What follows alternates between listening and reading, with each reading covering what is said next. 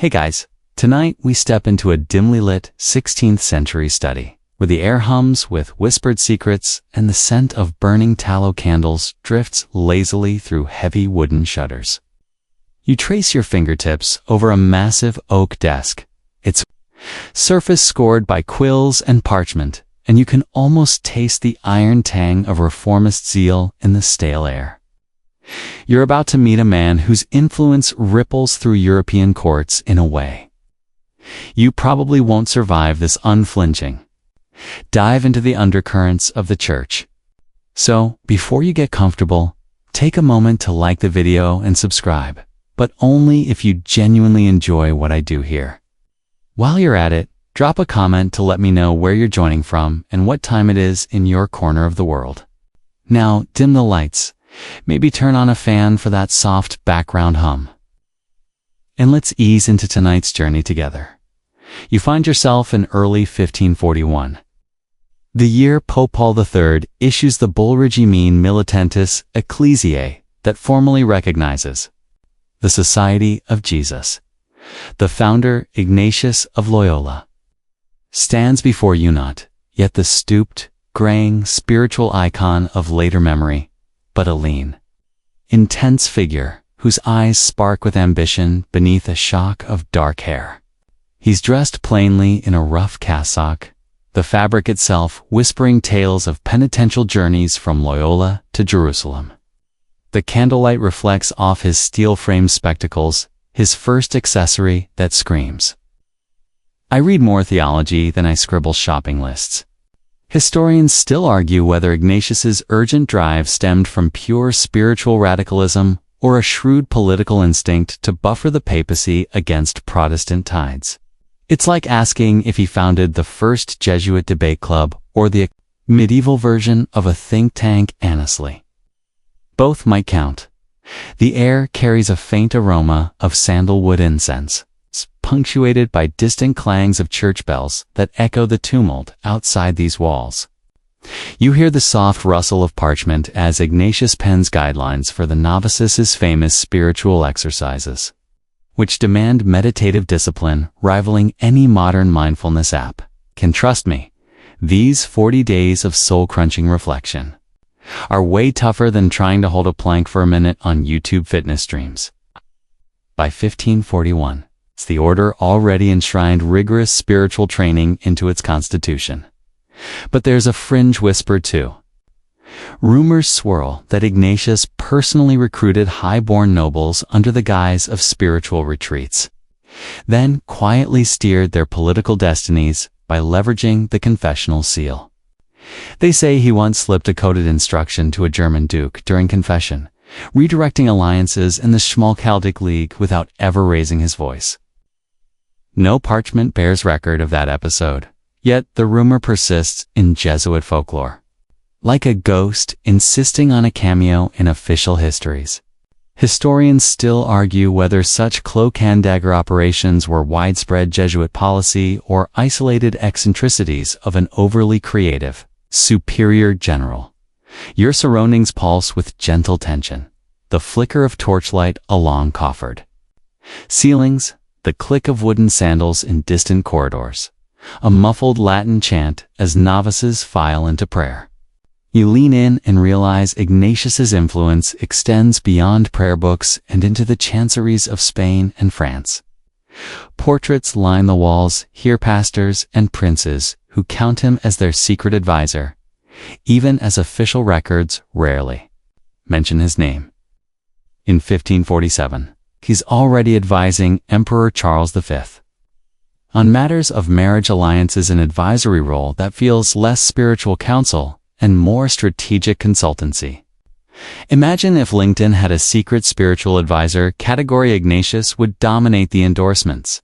Years later, envoys from Mary Tudor's court in England would send private letters to his successors, begging discreet guidance on countering Protestant reforms.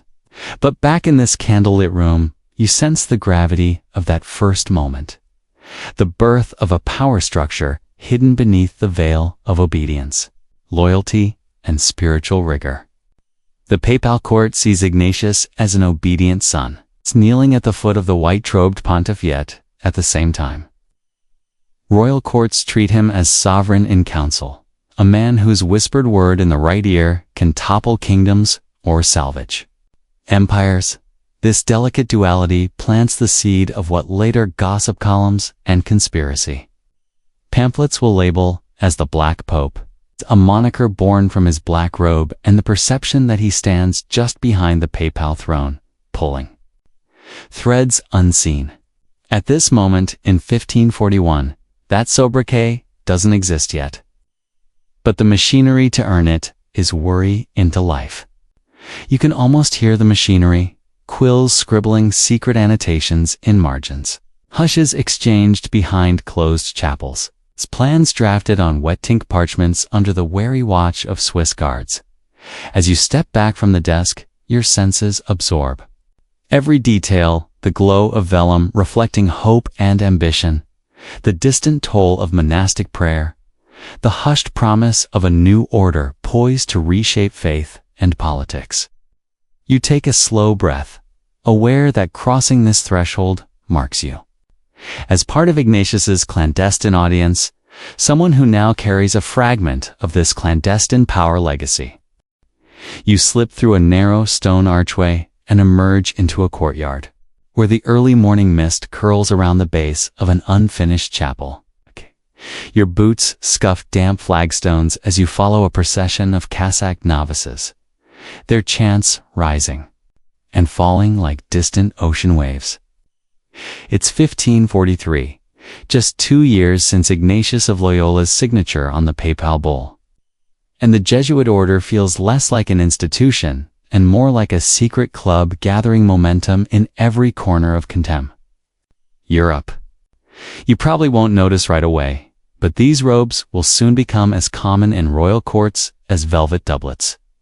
The order begins with just a dozen men, bound by vows of poverty, chastity, and obedience, 3 promises that, somewhat ironically, mirror the trappings of monarchical courts where power, alliances, and allegiances shift like sand. Within a decade, that handful blossoms into over 1,000 members stationed across 30 provinces from Rome to Poland, Spain to Portugal.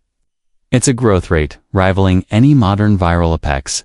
In this version, your followers kneel in chapel aisles instead of double-tapping a screen. Historians still argue whether this surge reflects genuine spiritual fervor or a shrewd recruitment drive sold as piety but rooted in political ambition.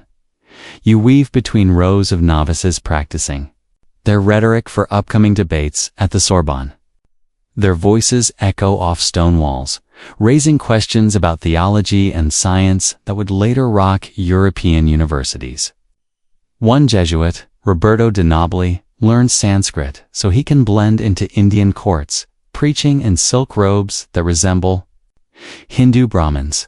Quirky rumor has it he even flirted with local astrology practices, reportedly using lotus petal ink to conceal coded messages on missionary reports. That detail has never been confirmed, but it adds a touch of spice to dusty annals. It's like a secret bookmark you wish you could open as you step into a makeshift lecture hall lit by slender windows.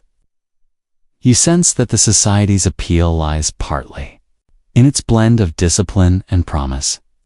While other religious orders stuck to cloistered routines, Jesuits mobilized like intellectual SWAT teams. Rigorous training in languages, philosophy, and mathematics balanced by a readiness to be dispatched anywhere, anytime. By 1556, the College of Rome alone hosts hundreds of students vying for admission, turning dusty courtyards into buzzing forums of debate on humanism and reform. You'd think they were camped out for a pop concert.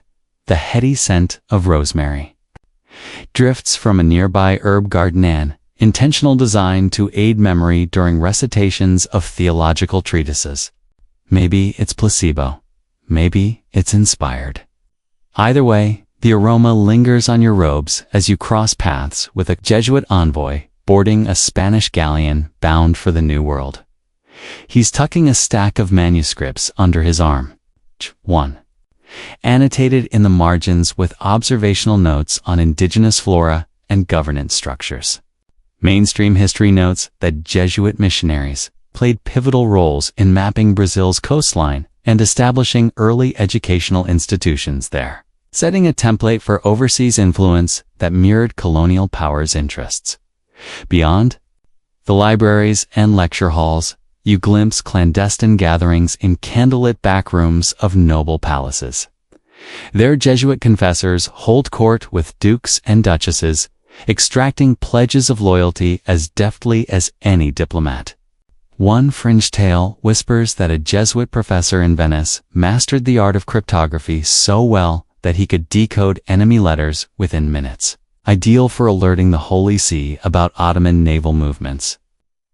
Scholars still argue whether such operations were officially sanctioned or the rogue exploits of an overly enthusiastic codebreaker. Jokes flutter through your mind.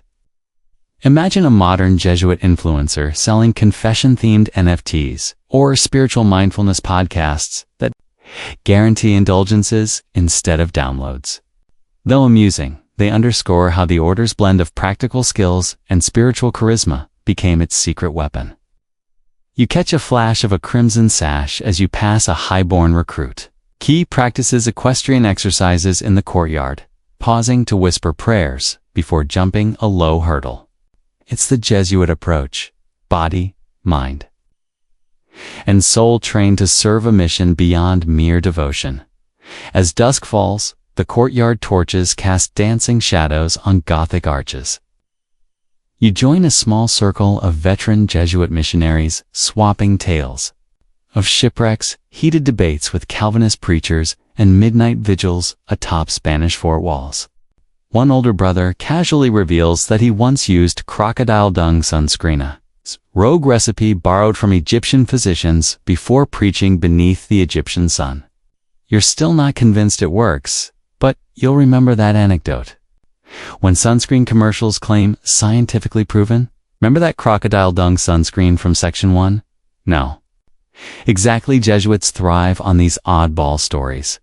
Under the soft glow of lantern light, you realize the society has fashioned itself into something resembling a multinational corporation.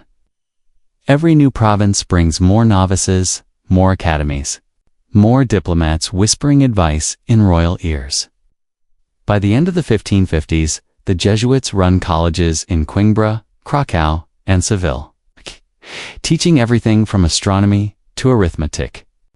Their alumni include astronomers like Christopher Clavius. Koa will later refine the Gregorian calendar, an achievement that ties the order's legacy to how you still set your alarm clock centuries later. Historians still argue whether the Jesuits' educational model prioritized religious indoctrination over critical thinking. But either way, their colleges become the envy of Europe. You trace your steps back through cloisters where novices kneel and chant, the overlapping voices, forming a tapestry of ambition and devotion. The stones beneath your feet still hum with the echoes of heated debates on free will, salvation, and the relationship between church and state. You tilt your head and listen for that distant Latin hymn, auditory callback to Ignatius's spiritual exercise, and you feel the pulse of expansion that will eventually earn the superior general the nickname Black Pope as you leave the courtyard. The night air carries whispers of further journeys. Jesuit botanists in China sending home pressed samples. Missionaries in Ethiopia negotiating with local emperors. Educators in Quebec opening schools for native children. Each new probe extends the order's shadow, seeding influence in places no cardinal's hat does. The machinery you glimpsed yesterday in Ignatius's study is now humming across continents, weaving a web of knowledge, politics, and faith. So intricate that even centuries later, it defies easy unraveling. You glide down a corridor of polished marble, your footsteps echoing beneath soaring Baroque arches. The air is tinged with a mix of candle wax and faint, almost metallic hints of incense and aroma that that somehow suggests both sanctity and high stakes. Negotiation. It's the mid-1600s, and you're at the heart of Vatican power plays, where black-robed emissaries slip between papal apartments and cardinals' antechambers. Their every whisper capable of shifting alliances among Europe's most formidable dynasties. You probably won't notice the soft scrape of silk beneath your hand as you brush against a velvet-draped banister. But that texture holds the weight of royal garments soon to be stitched together by Jesuit counsel. A guard in a plumed helmet nods at you, allowing entry into a lavish antechamber where portraits of past pontiffs stare down from gilded frames.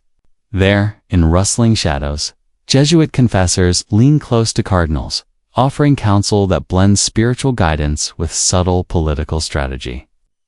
Mainstream accounts note that during the papacy of Innocent X in the 1640s, Jesuit advisors influenced the drafting of the Peace of Westphalia's religious clauses agreements that reshaped Europe's religious map after decades of war. You can almost see them whispering Latin phrases into papal ears, each suggestion carefully calibrated like a chess move across Catholic courts. Your senses sharpen as an emissary in a crisp black cassock steps forward. It's presenting a sealed parchment to a French envoy. The document outlines a marriage treaty between a Bourbon princess and a Spanish infantine alliance. The Jesuits have dissected through detailed confessional reports and coded correspondences. Historians still argue whether such Jesuit involvement was officially sanctioned by the order or merely the initiative of a zealous, superior general eager to stamp Catholic unity onto Europe. Either way, the marriage proceeds with a pomp that convinces both courts of divine favor and Jesuit orchestration, as you lean against an ornate column. A flicker of torchlight reveals a fringe rumor swirling through papal quarters that the Jesuits once used miniature mirrors in their Berettas to flash secret signals across St. Peter's Square. They say these tiny glass prisms could catch sunlight, sending prearranged Morse-like codes to cavalry units outside the city walls. No archival memo confirms the practice, yet the story persists in coffeehouse chatter like that crocodile dung sunscreen anecdote you heard from Section 2. It's delightfully bizarre and almost too colorful to fact-check. The chamber hushes as a procession of cardinals approaches, their silken robes whispering against polished floors. A veteran Jesuit sits among them, his spine straight as an auditor at an academic defense. He steps forward to counsel on a brewing dispute between the Habsburgs and the Medici.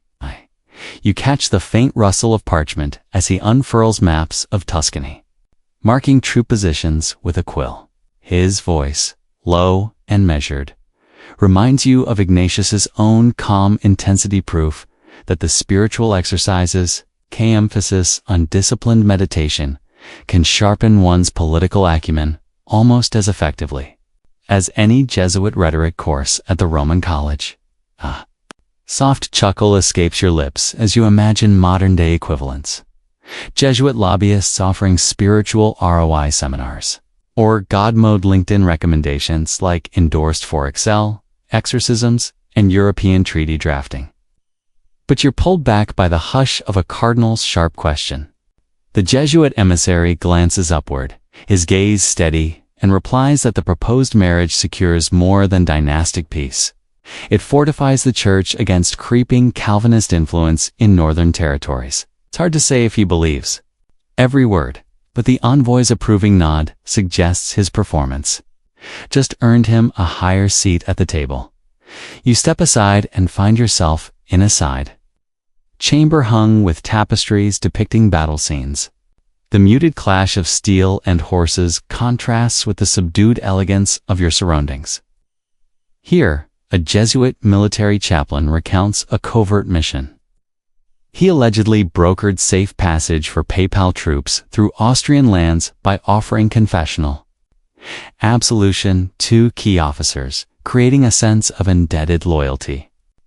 Scholars still argue whether this tale reflects actual espionage or the embellishments of later Jesuit hagiographers eager to mythologize their order's reach. The chaplain's story is interrupted by the lilting strains of Gregorian chant drifting. Through a nearby doorway, you recognize the melody from that distant hymn you heard at Ignatius's study in Section 1, to callback that threads through every Jesuit show of solidarity with the papacy. You follow the sound into a candlelit oratory, where novices kneel in dark robes, their voices rising with serene devotion. Amid their prayer, you spot another rumor's footprint.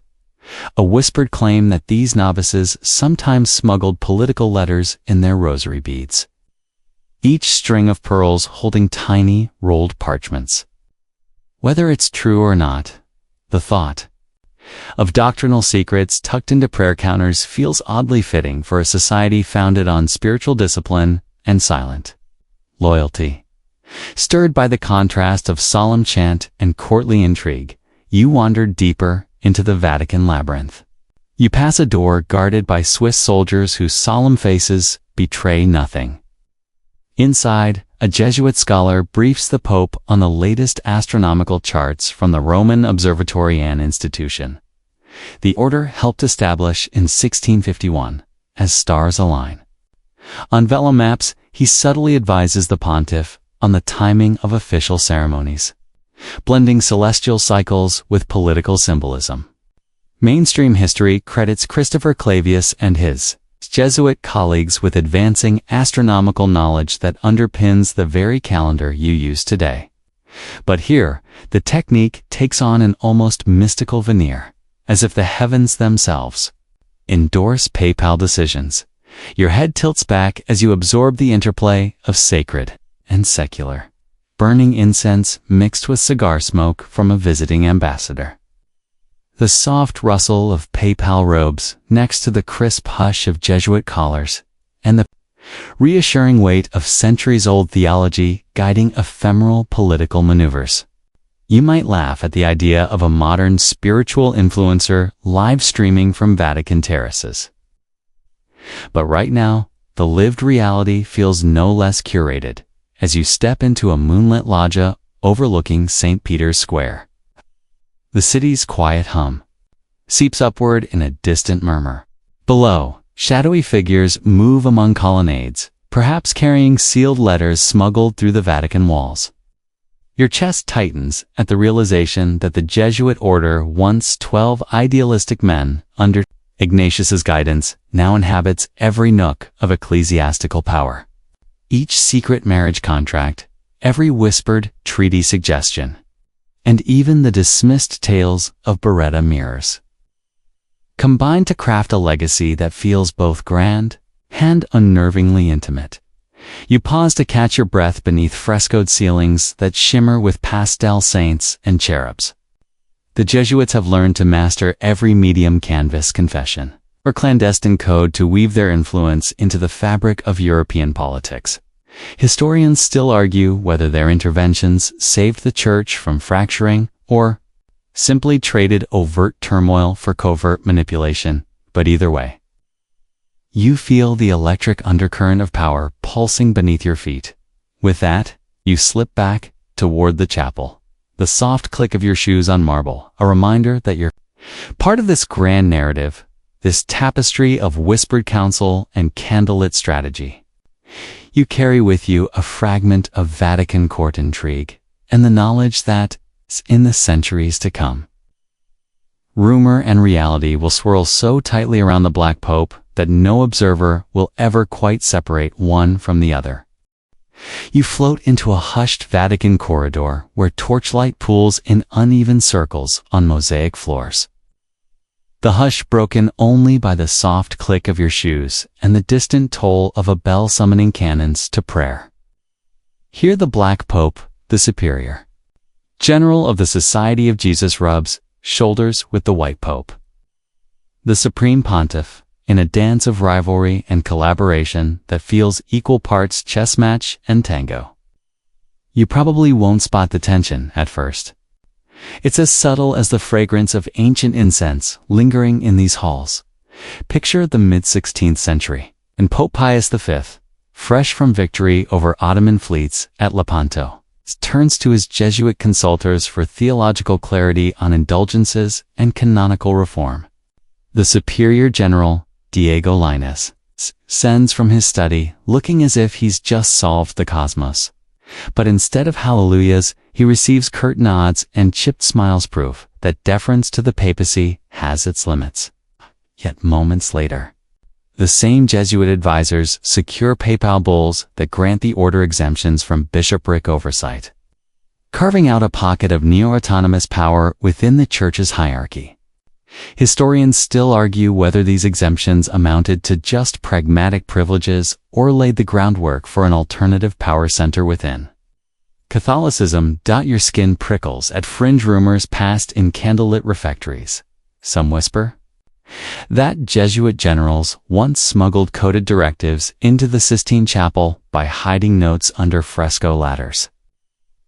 They say Michelangelo himself caught a glimpse of a Jesuit messenger scribbling on the underside of a scaffold plank and, well, that's how the ceiling got its first draft. The story is clearly colorful, no chapel ledger mentions it, but it's as persistent as that.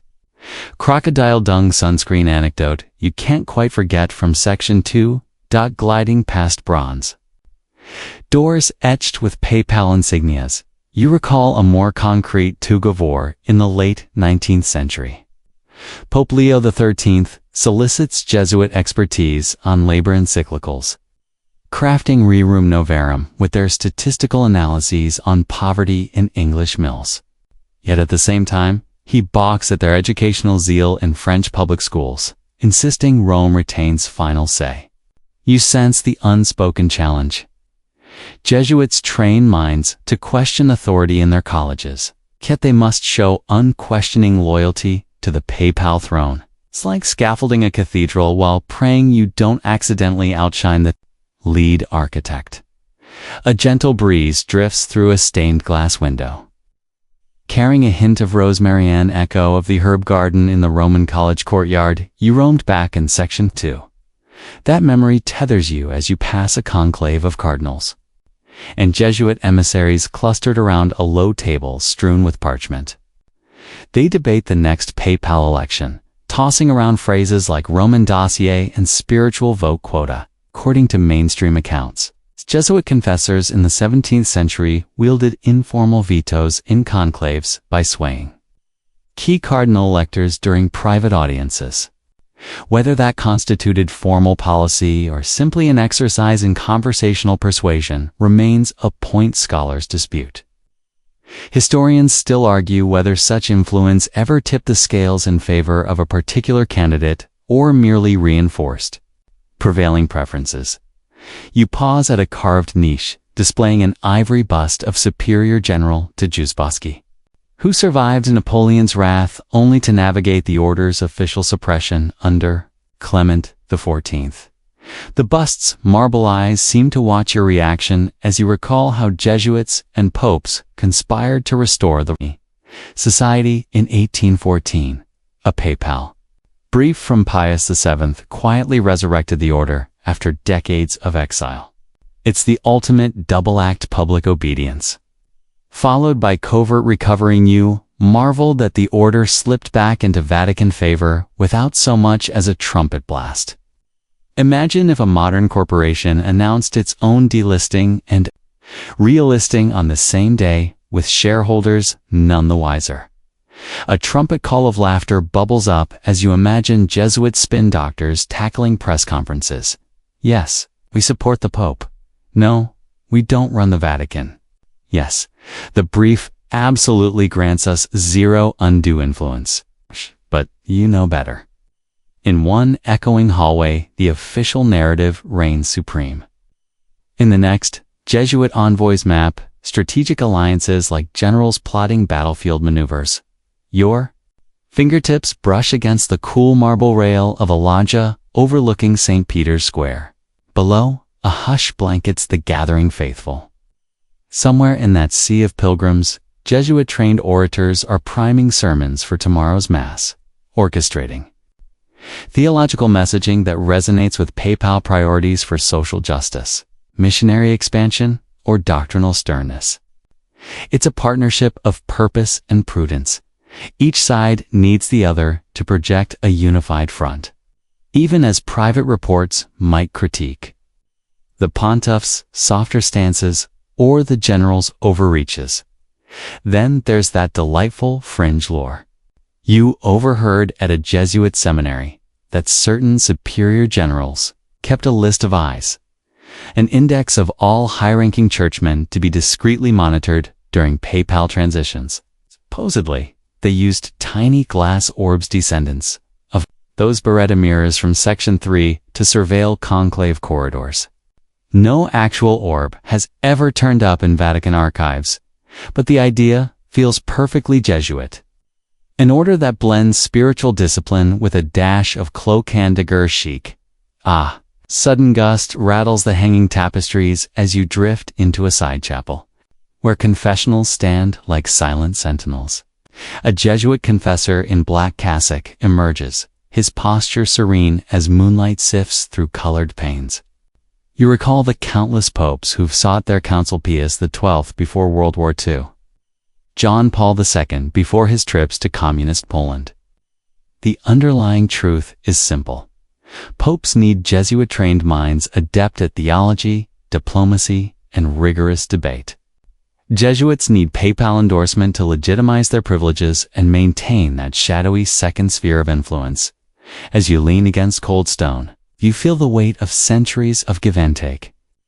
The Black Pope has shaped papal policy from the shadows, while the White Pope has granted Jesuits the leeway to cultivate their global network. Sometimes their aims converge to defend Catholicism against modernist tides. Sometimes they clash, as when Clement XIV suppressed the order, or when Vatican II challenged Jesuit missions to integrate local cultures. Historians still argue whether these tensions strengthen the Church by balancing authority or simply masked deeper structural rivalries beneath an obedient veneer. You draw a slow breath, the scent of beeswax candles mingling with whispered echoes of theological disputations. You picture Silvio Antoniani and Claudio Acquaviva marshalling Jesuit resources for crusades of faith, even as popes wrestled over the order's reach. The intricate oscillation between dominance and deference hums beneath every marble column, every confessional's velvet curtain. With that, step back into corridors lined with portraits, black-robed generals and white-robed pontiffs locked in perpetual dialogue across centuries. Each gaze seems to challenge you to pick sides, or perhaps to recognize that true power often thrives in the space between rivalry and collaboration. You slip away, heart pounding with the aftertaste of incense and intrigue, carrying with you the delicate secret: the Black Pope and the White Pope, in their perpetual pas de deux, have together scripted much of the Church's whispered history. You step onto the deck of a creaking Spanish galleon at dawn, the salt temps of Atlantic spray kissing your face as timber boards groan beneath your boots. A canvas sail snaps overhead, its broad white expanse whipping against a sky just brightening. You grip a coiled rope, your lifeline across oceans, swallow the temps of sea spray, knowing you're bound for distant lands where black-robed Jesuits will tread on sacred ground and, some whisper, on diplomatic toes. Your journey begins in Lisbon, 1582, where Matteo Ricci prepares to slip onto Chinese piers, and you probably won't survive this storm of missionary zeal and crown intrigue without sea leg. The galleon's forecastle brims with novices, clutching rosary beads and thick Latin prayer books whose corners are already softened by salty air. They've trained for years in rhetoric, philosophy, and language drills back at the Roman college, honing voices meant for cathedral pulpits, but also, unofficially, for clandestine letters home to Spanish and Portuguese courts. Historians still argue whether this intense linguistic schooling was driven by pure, vocational mission or modeled after state spy academies' third way. The result is the same. Every Jesuit missionary masters local tongues faster than any crown envoy, Below deck, you join a small circle of missionaries mapping sea routes on parchment, tracing the path to Goa, Malacca, and eventually Macau.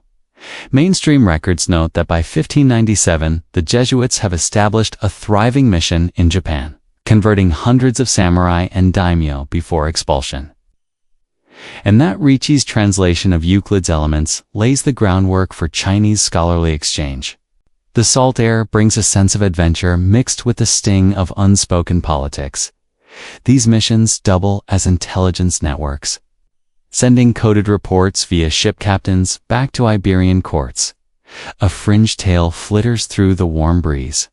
Rumor has it a Jesuit priest once trained a capuchin monkey in Goa to secret dispatches strapped to its waist, sending the creature scampering through Portuguese barracks to deliver instructions on local uprisings. No official log mentions Simeon. Couriers, yet sailors swear they've seen little feet scuttling across gunnels with tiny scrolls. It's as credible as that Beretta Miracode from Section 3, but it sticks in your mind like a barnacle. You just can't scrape off. The deck stewards pass around earthenware, bowls of mince and biscuits soaked in watered weena, maritime breakfast, meant to settle stomachs before a day of rolling waves. You chew. You glance at carvings etched into the mast, prayers for safe passage and secret schedules for covert meetings with local rulers once the ship docks. Another light joke drifts through your head. Imagine a modern Jesuit influencer posting: Day 3 in Macau, learning Cantonese proverbs and political intrigue. Hashtag spiritual goals. At sunset, the galleon glides toward the tip of Brazil, where you disembark into a riot of humidity and cicada din. Portuguese settlers bustle in muddy streets lined with sugar mills, powered by enslaved labor. A white-robed Jesuit greets you with a broad grin, his cassock already flecked with red dust. He hands you a press of parchment detailing how missionaries taught indigenous Guarani children Latin hymns. Alongside European cartography, this blend of sacred song and topography transforms villages into footholds of Iberico influence, replicating the model you saw in Section 2's herb-tended Roman college courtyard, but now with palm fronds and dueling languages. A mainstream fact anchors your senses. Jesuit reductions in Paraguay, established in the early 1600s, become self-contained communities where indigenous workers learn weaving, music, and rudimentary theology under Jesuit oversight, a social experiment that astonishes visitors with its relative harmony amid colonial exploitation. Scholars still argue whether these reductions were genuine utopian enclaves or veiled instruments of imperial control, salvation, or subjugation. The questions echo without easy answers. You wander into a thatched mission chapel, the air thick with the scent of burning coconut husk incense and wild orchids. The walls are decorated with unfamiliar iconography, Christ flanked by two pea chiefs in feathered headdresses. A fringe note drifts among novices that Jesuits sometimes baptize capybaras to demonstrate divine universality, though you suspect that's just a playful exaggeration to break the midday humidity. Either way, the image sticks. Holy water glistening on animal fur in a tropical chapel feels like history's own animated GIF. When dusk falls, you join a riverside council where Jesuit friars negotiate trade terms with local caciques. They exchange gifts, beads, salt, and prayer books in return for land concessions and safe passage upriver. One rumor claims the friars once concealed dispatches within hollow gourds, floated downstream to Portuguese forts with instructions to intercept English privateers. Historians still argue whether such methods reflect high Jesuit game theory or are mere pirate legends grafted onto missionary lore. Your sense is real as drums echo through the forest, reminding you of the chanting novices on the Roman courtyard. Back in Section 2, that rhythmic pulse fades into the night as you lie on a palm thatch mat. the heat pressing against your back like a warm benediction. You laugh quietly at the thought of Jesuit wellness retreats offering mindful mantra, canoeing, and indigenous flute meditation back in Europe. 3 jokes in missionary monk emojis, spiritual VR pilgrimages, and mind-reading confession booths shake your head at how even centuries later, the Jesuit knack for blending piety and practicality would spark startup dreams as midnight approaches. You clamber back aboard the galleon, setting sail for Goa. The ship's lanterns cast golden halos on the dark water, and you clutch a journal, where you've sketched temple silhouettes from Malacca and noted local spice trade routes. You sense that every sermon preached doubles as a strategic move in Spain's chessboard against the Dutch and English. The Jesuits' role in mapping coastlines, cataloging flora, and layering spiritual guidance over colonial expansion solidifies. Their shadow presence on every horizon, the wind slackens as you approach the Arabian Sea, and the hush allows you to overhear a veteran missionary recounting a bizarre incident, the theft of a velo map by a Bedouin guide, who traded it for a knife before vanishing into the desert. Scholars still argue whether the map contained actual intelligence or was a red herring designed by Jesuit cryptographers to mislead Ottoman scouts. You tuck that story into your mind beside the monkey courier and billfolded. Confession beads another layer in the composite mythos of the Black Pope's reach as dawn breaks over Goa's palm-fringed docks. You step off the galleon with sand in your shoes and the scent of clove oil on your cassock.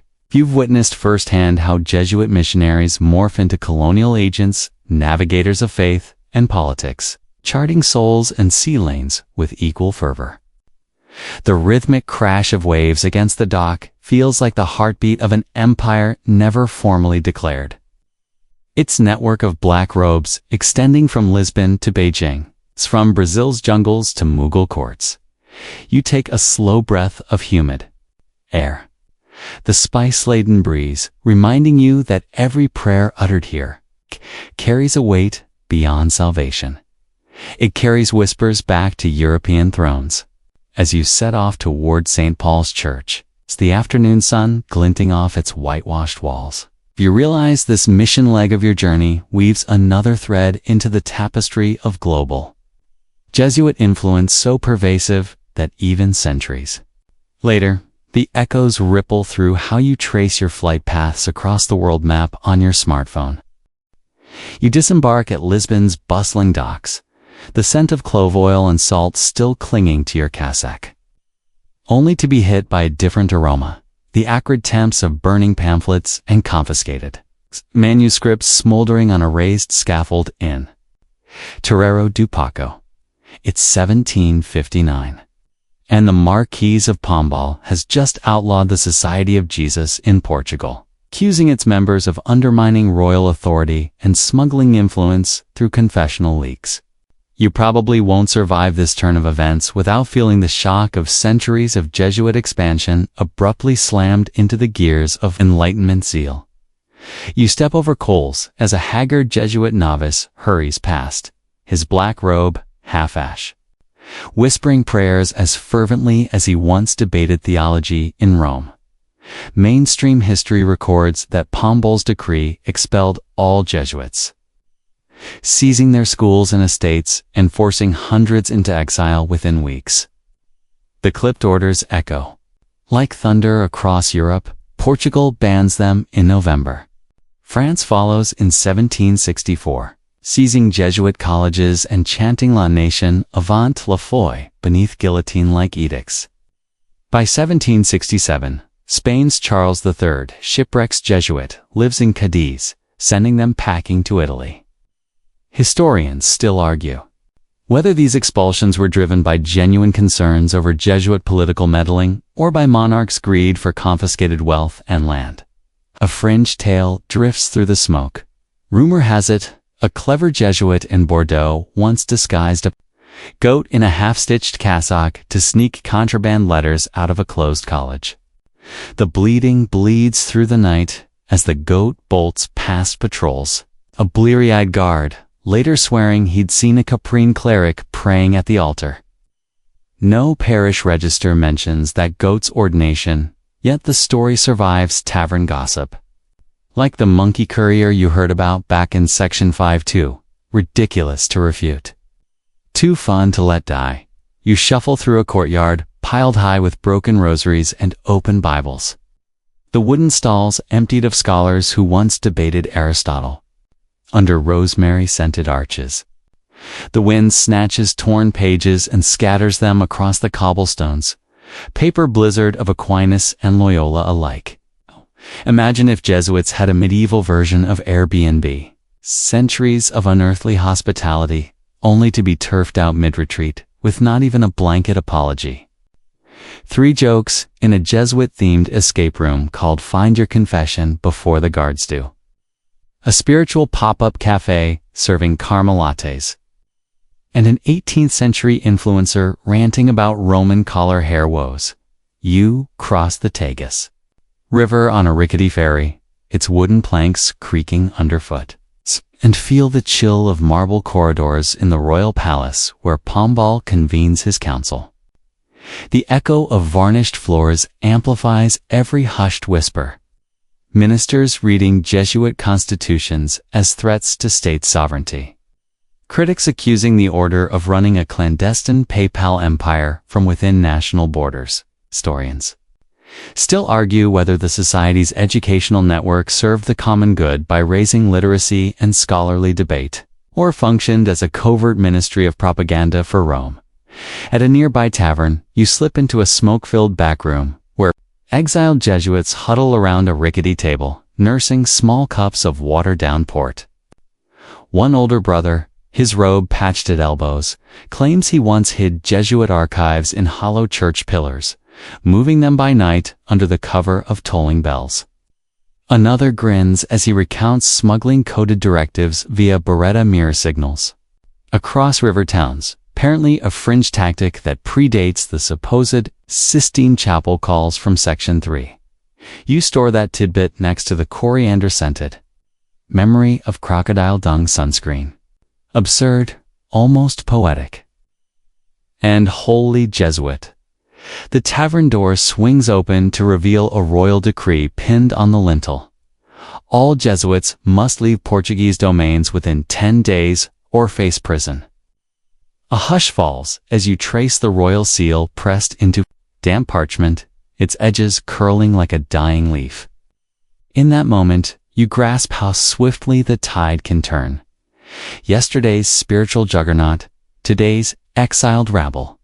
You glance at a stack of Jesuit-tossed philosophical treatises piled in the corner. Her margins scrawled with arithmetic problems and cosmological musings prove that the order's influence extended from confessional booths to academic. Bokenhelves, you step back into the chill evening air, trailing embers from the burned pamphlets like ghosts of intellectual fervor. Across the river in Paris, you know? Similar pyres will soon rise outside Jesuit novitiates, the smell of charred vellum mingling with the sweet allure of secular salons. The trot of coach wheels and the clink of teacups will replace Latin chants. In city salons, as Enlightenment thinkers proudly auction off their criticisms of PayPal absolutism. Fringe scholars whisper that Voltaire himself kept a leather-bound guide titled How to Expel the Jesuits, exchanging copies in muted tones over candlelit dinners. Historians still argue whether satire or sincere fear fed the anti-Jesuit tax that crescendoed in the French Parliament. A sudden gust whips through nearby alleyways, carrying leftover embers and the distant clamor of a street performance, mocking the Jesuits' oaths of obedience. You can't help but marvel at the scenery's absurdity.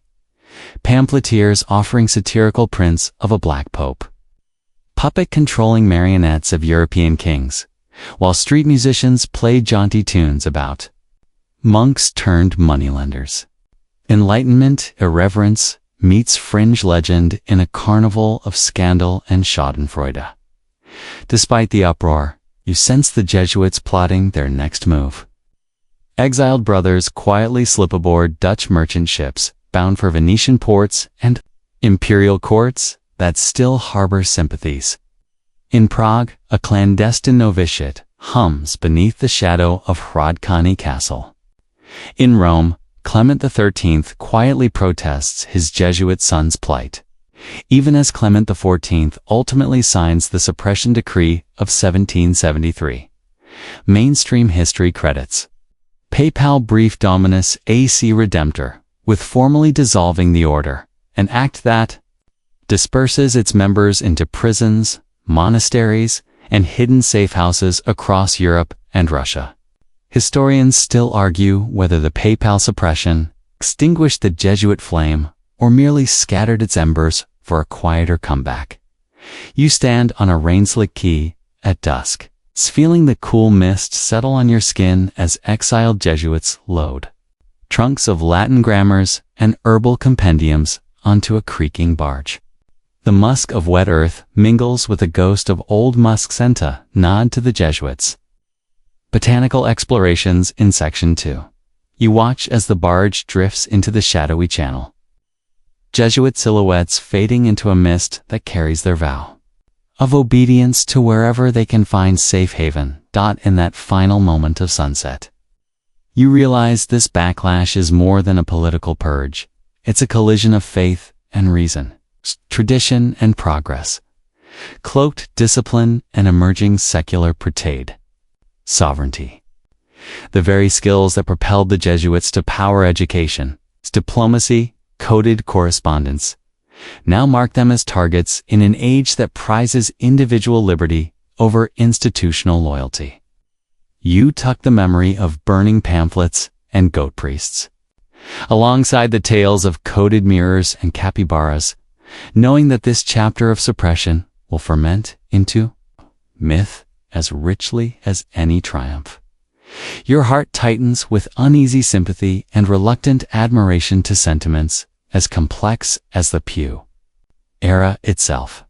You step away from the quay, the echo of distant bells marking exile and exile's promise of transformation. Ahead lies a Europe reeling from its own intellectual revolution. And somewhere in that storm of ideas, the Black Pope's legacy teeters between obliteration and rebirth. You drift through the echoing nave of St. Peter's Basilica, the underside of its colossal dome murmuring with every footstep.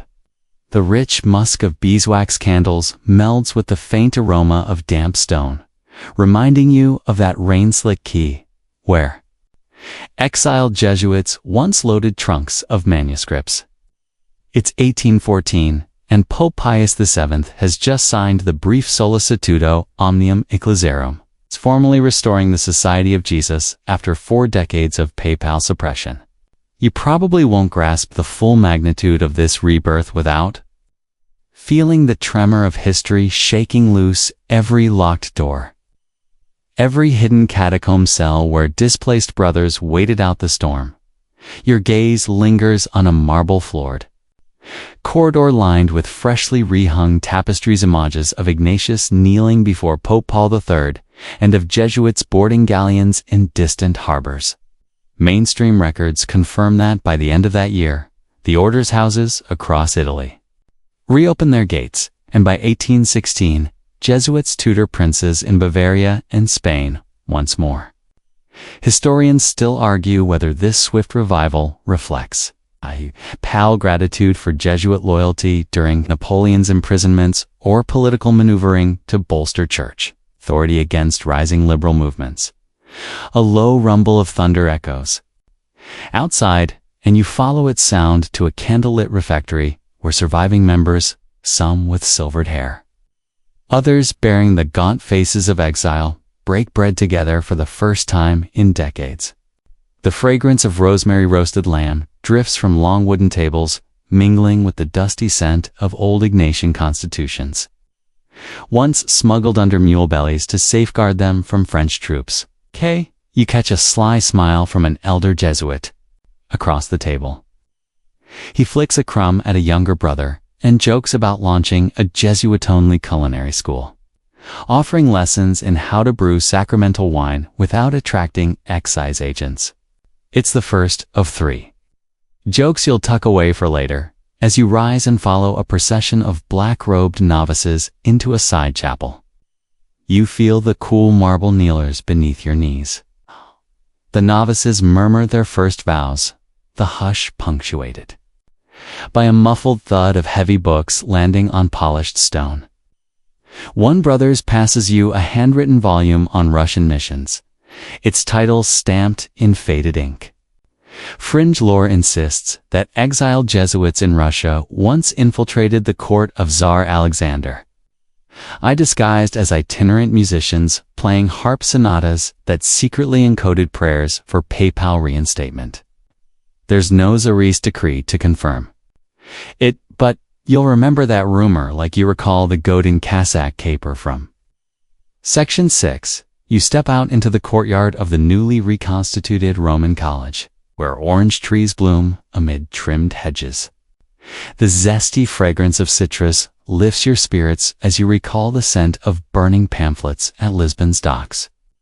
Now, instead of embers, students cluster beneath porticos, reciting philosophy disputations in Latin and Italian.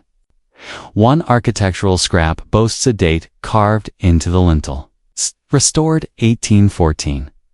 It feels like watching a phoenix unfold its wings. From a Chevry reclaimed room, a testament to resilience, the gentle hush of turning pages guides you to a small library where Jesuit scholars pore over maps of South America and Asia. You lean close to a wall-mounted globe, its surface pocked with pinholes, marking mission stations, red pins for active houses, black for those still shuttered. Mainstream accounts note that within 5 years, Jesuits re-establish missions in Chile, Haiti, and even re-enter China's ports under stricter Qing regulations. Historians still argue whether these restorations signify renewed spiritual zeal, or a calculated expansion to reclaim lost geopolitical ground. You turn to find a young scholar rubbing chalk on his fingertips, sketching trade winds across a blackboard. He's mapping routes you've studied back in Section 5, Lisbon to Goa to Macau. He jokes that soon they'll need a coded Jesuit smartphone app to coordinate logistics. It's witty, but beneath the levity you sense underlying urgency. The same organizational rigor that once ran schools now fuels clandestine networks of correspondence stretching from Rome to Pernambuco. The courtyard's silence breaks as church bells toll for vespers, their clear notes bouncing off travertine walls.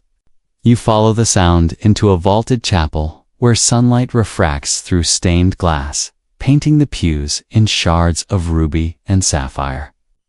A hush falls as the superior general, loosened of exile, steps to the altar.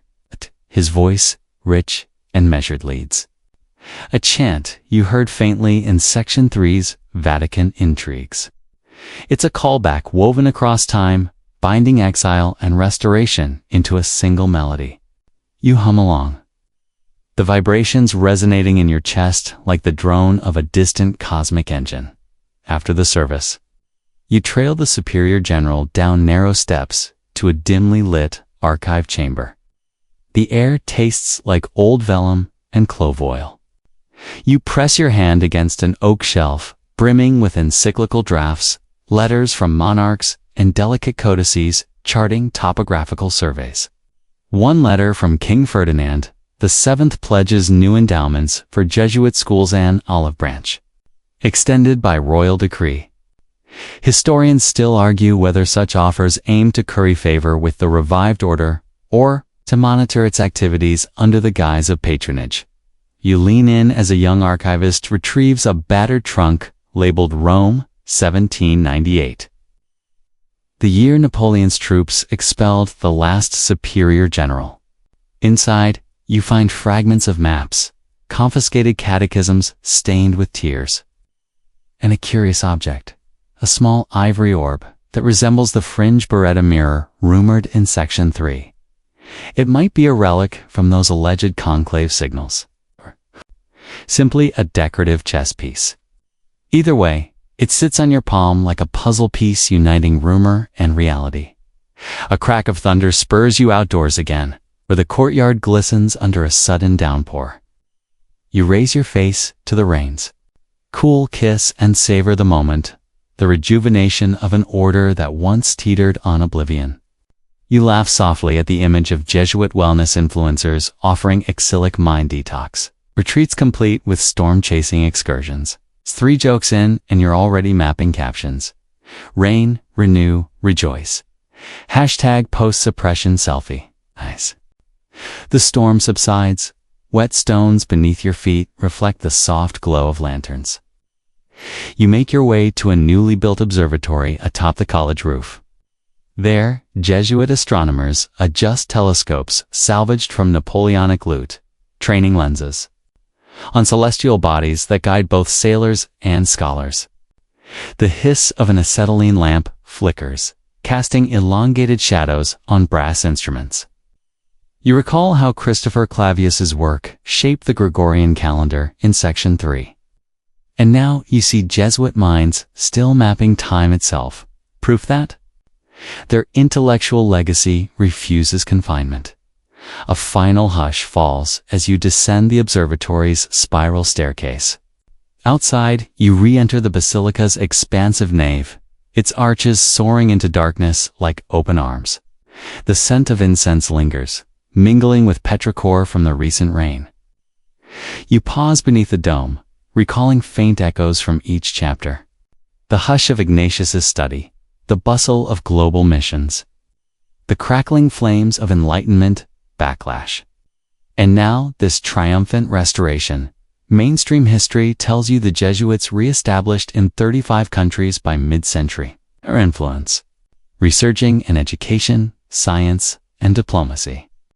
Fringe tales whisper of hidden sanctuaries in the Alps where brothers held clandestine retreats during Vatican II. Or that certain generals carried secret notebooks predicting the order's evolution into modern think tanks. Historians still argue whether this rebirth marked a true phoenix or a delayed dusk. Whether the society's restoration reaffirmed papal strength or simply recalibrated its hidden sway. You step back into the basilica's central aisle. The marble cold under your palm.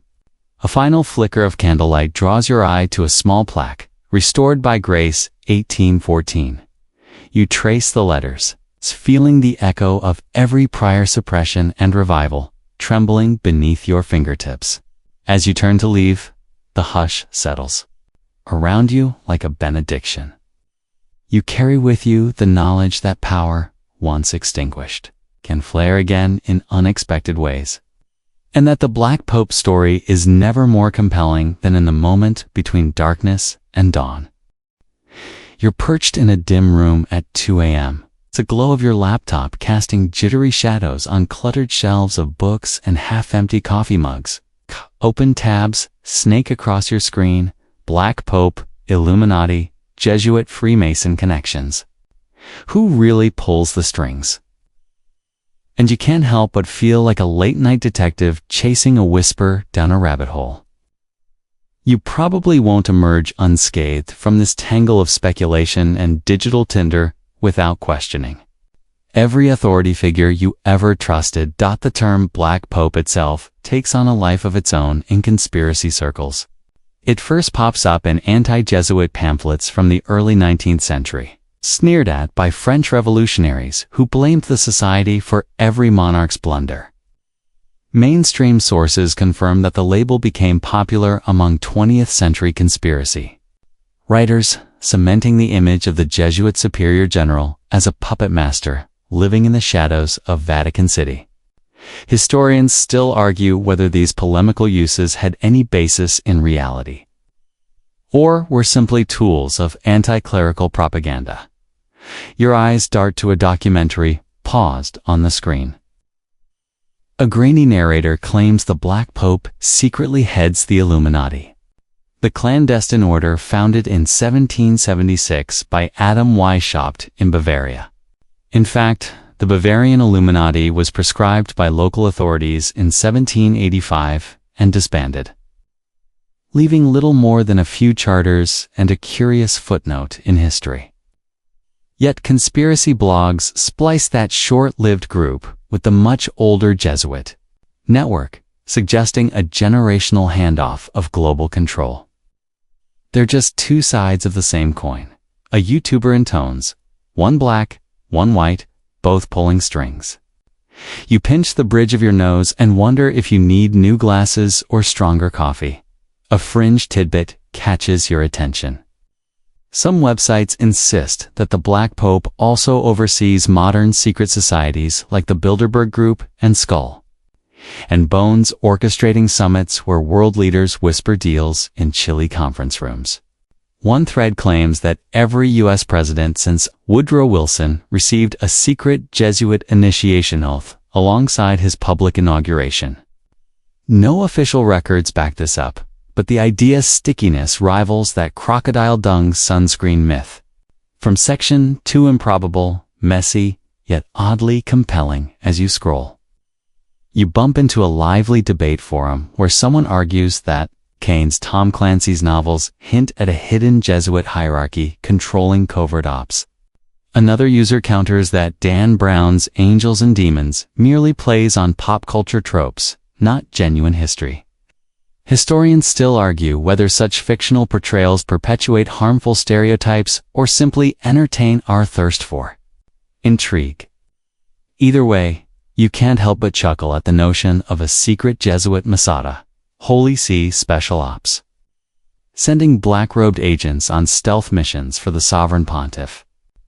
3 jokes in, imagine a Jesuit escape room called Exercise the Codes, a podcast titled Spiritual Stock Tips from the Black Pope, or a tweet storm from Vatican's PR account. Yes, we run a think tank. No, we don't run the world. Hashtag sorry, not sorry. You lean back and pinch your temples, recalling how Jesuits pioneered cryptography in the 17th century to protect correspondence with missionaries abroad. That whisper evolves into claims that they still use cutting-edge quantum encryption to direct global finance. Mainstream economics texts, however, note that central banking practices have roots in Venetian merchants and 17th century Dutch financiers, with no credible link to Jesuit leadership. Historians still argue whether Jesuit-run universities indirectly shaped early economic thought, or if that influence remains purely anecdotal. Your attention shifts to a particularly lavish conspiracy video. Dramatic orchestral music. Ominous. Stock footage of black-robed figures in Gothic cloisters. And blurry evidence of coded messages hidden in Vatican bank reports. The voiceover suggests that the Black Pope manipulates world events via the Institute for Works of Religion, often called the Vatican Bank. In reality, the Institute was established in 1942 to manage church assets, though its opaque governance and scandals have fueled countless rumors. You pause to remind yourself that lack of transparency breeds suspicion, not necessarily schemes. A user comment catches your eye. The Black Pope is the real head of the Jesuits and the Holy Sepulchre. It's controlling everything from oil prices to the Academy Awards. You blink at your screen, imagining slick business cards reading Jesuit CEO of Global Influence, Inc. a T. You stifle a laugh, then wonder if there's a career path for that. If only LinkedIn had categories for master of conspiracies or stealthy spiritual strategist. Yet beneath the humor, you sense a deeper truth. Humans crave a single villain to explain complex events. And the Black Pope's shadowy persona fits the bill. Digging deeper, you stumble on a scholarly rebuttal published by a well-known Vaticanologist. It methodically dismantles claims of Jesuit dominance, noting that the Superior General operates under strict papal authority and that Jesuit governance emphasizes obedience over ambition. Historians still argue whether the orders, elections, and policies ever diverged enough to spark genuine power struggles. But it's clear that official structures leave little room for absolute autonomy. You switch tabs to a historical forum, where someone links the Black Pope to modern UFO cover-ups and secret Antarctic bases. It's as if every conspiracy meme you've ever seen got tangled into one mega theory. You lean forward, blinking at data tables that claim Jesuit-run think tanks funded space programs in the 1960s. In contrast, mainstream aerospace history credits national governments and research universities, MIT, Caltech, and the like with those breakthroughs. Still, you marvel at the ingenuity of conspiracy lore when reality gets complicated. Why not toss in angels, aliens, and abbots? Your scrolling slows as dawn light seeps through smeared blinds. You reflect on how the Jesuit order's historic roles in education, missions, and diplomacy laid fertile ground for these modern legends. A few centuries ago, Jesuits helped draft political treaties and advise popes. Today, they appear in every dark corner of internet speculation. There's a callback in that transformation, from discreet corridors of Vatican power, Section 3, to 21st century message boards. The intrigue never dies. You close your laptop with a decisive snap and stretch, the morning sun warming your face. 3 laughs later, you realize that whether the Black Pope truly orchestrates global cabals or not, the myth speaks to our fear of invisible power and our need for secret masters. Conspiracy theories, like any story, give shape to uncertainty and let us assign meaning to randomness. Maybe that's why, beneath every fringe factoid, Jesuit, Trun, weather, control stations, clandestine blessings at Bilderberg still feel that thrill of discovery, that seductive promise of forbidden knowledge. Historians still argue whether investigating these theories deepens our understanding of the past or distracts us from documented evidence. You shrugged, knowing you'll carry a bit of both, the rigorous scrutiny of academic debate and the addictive lure of the sensational. As you step outside, the city stirs around you, unaware of the midnight tangles you've unraveled online. The jasmine in the garden smells sweeter in the dawn air. A gentle reminder that not every mystery needs solving. Some just scent the margins of your curiosity. You walk down the street, feeling the weight of centuries of rumor and reality interwoven in the Black Pope's legend. Whether he's a hidden guru manipulating elections or simply a spiritual leader guiding his order, the stories persist. And you suspect that in another 2 centuries, someone will scroll through equally implausible theories, chuckle at your own midnight excavations, and wonder how truth and fiction got so deliciously entangled. You slip into a cavernous hallway on the 14th floor of the United Nations headquarters, the soft hum of air conditioning blending with distant murmurs in half a dozen languages.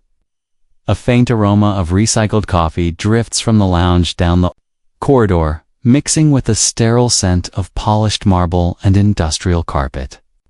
You probably won't notice the subtle Jesuit imprint on these modern corridors until you pause by a plaque for the UN Department of Political Affairs. Many of its senior officers quietly trace their roots to Jesuit universities like Georgetown or Pontifical Xavier University in Mumbai.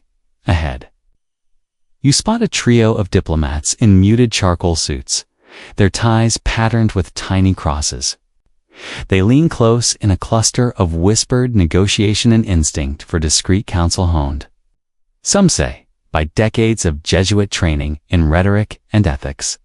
Mainstream data notes that Jesuit-educated professionals occupy over 30 embassies and permanent missions to the UN, often steering talks on human rights, climate agreements, and peacekeeping mandates. You can almost chart their influence in corridors where paper resolutions are born amid chai breaks and hastily scrawled margin notes. Your footsteps echo as you follow them toward a glass-walled meeting room. Through the pane, you glimpse a map of refugee routes dotted with red and green pins. Cache color indicating a safe corridor, proposal many drafted by Jesuit NGOs in collaboration with UN agencies. Historians still argue whether these modern relief efforts represent genuine humanitarian collaboration, or a calculated extension of ecclesiastical soft power cloaked in NGO neutrality. A fringe whisper drifts through the air conditioning vents. Rumor has it that beneath the UN building lies a secret prayer chapel maintained by a network of Jesuit chaplains, complete with confessionals and silent hours intended for weary delegates. No official blueprints confirm its existence, but some staffers swear they've heard Latin chants echo through maintenance shafts at dawn.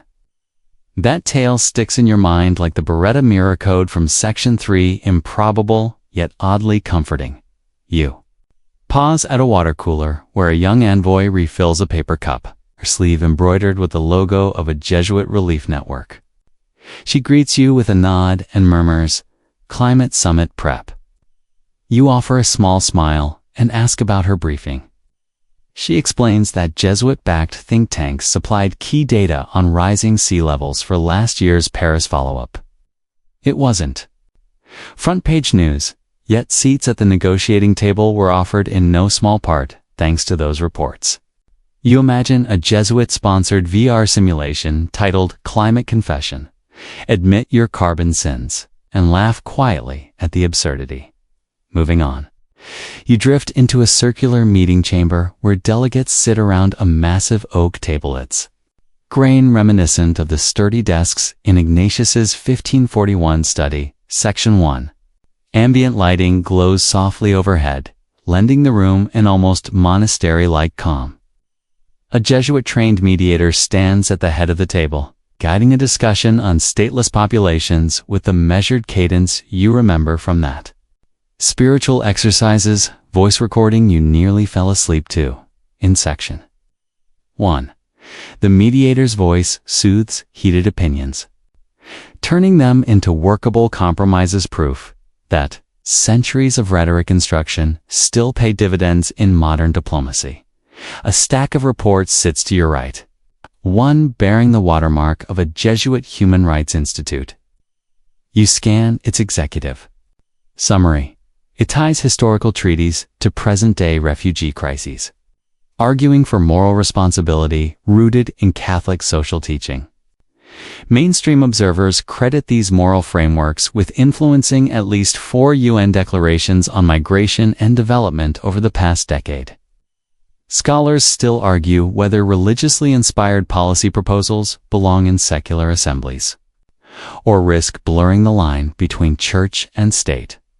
A soft ping alerts you to your phone, a calendar reminder for a webinar on faith-based diplomacy in a postmodern world hosted by a Jesuit think tank.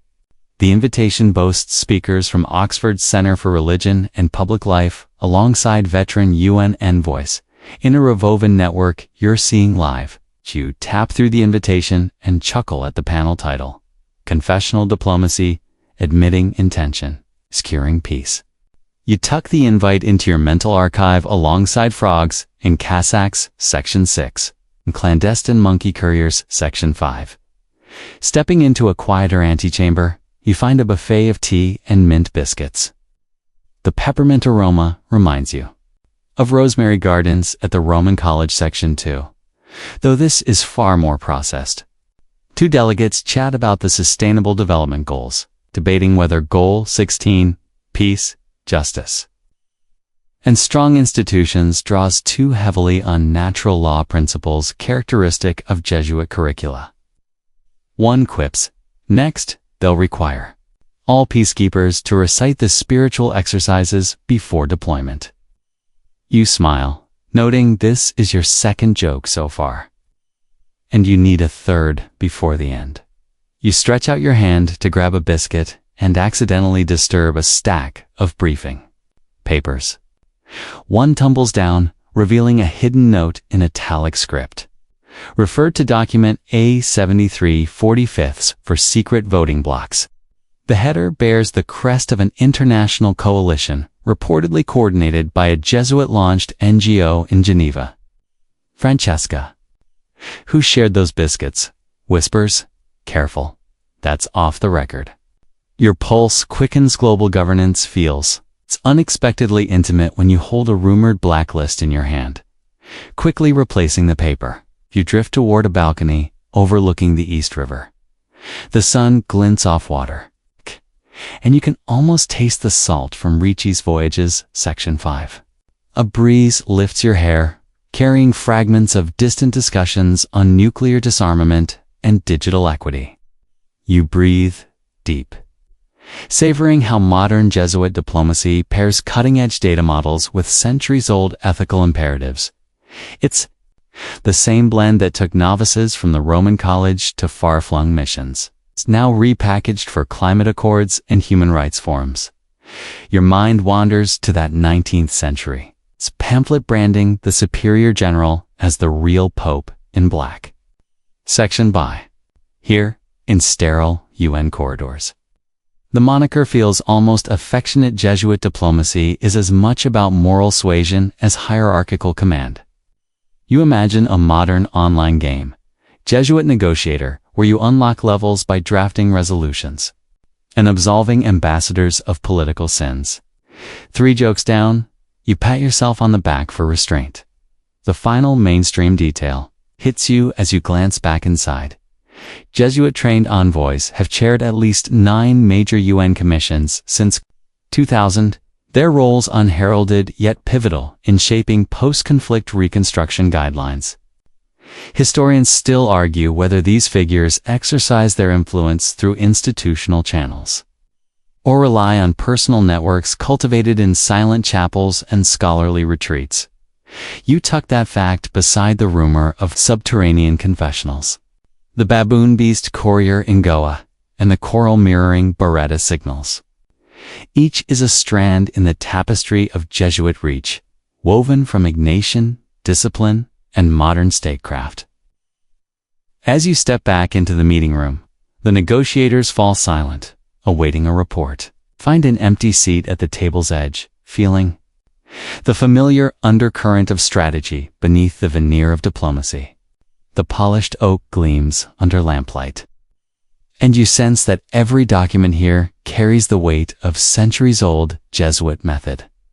Find the pulse of conscience, then guide it toward consensus. You settle in, ready to listen, to learn how. The Black Pope's legacy quietly shapes treaties and testaments in today's global arena. After all, you've come this far chasing gilded rumors and burning pamphlets. It's only to discover that power today wears a pinstripe suit, a discreet collar, and a knack for turning moral imperatives into international law. You sink into a deep armchair in a softly lit room, your fingertips brushing the spines of novels and DVD cases that crowd the shelves. The muted hum of a late-night streaming service drifts through the speakers, mixing with the faint scent of poppy tea steeping on a nearby coaster. You probably won't survive this descent into pop culture myth-making without questioning whether fact and fiction ever really parted ways. On the screen, the opening credits of a conspiracy thriller flicker. A shadowy figure in a black cassock manipulating world events with a single nod. This is the Black Pope as Hollywood sees him, equal parts puppeteer and high fashion. Villain cued by synthesizer swells and a close-up on glinting cufflinks.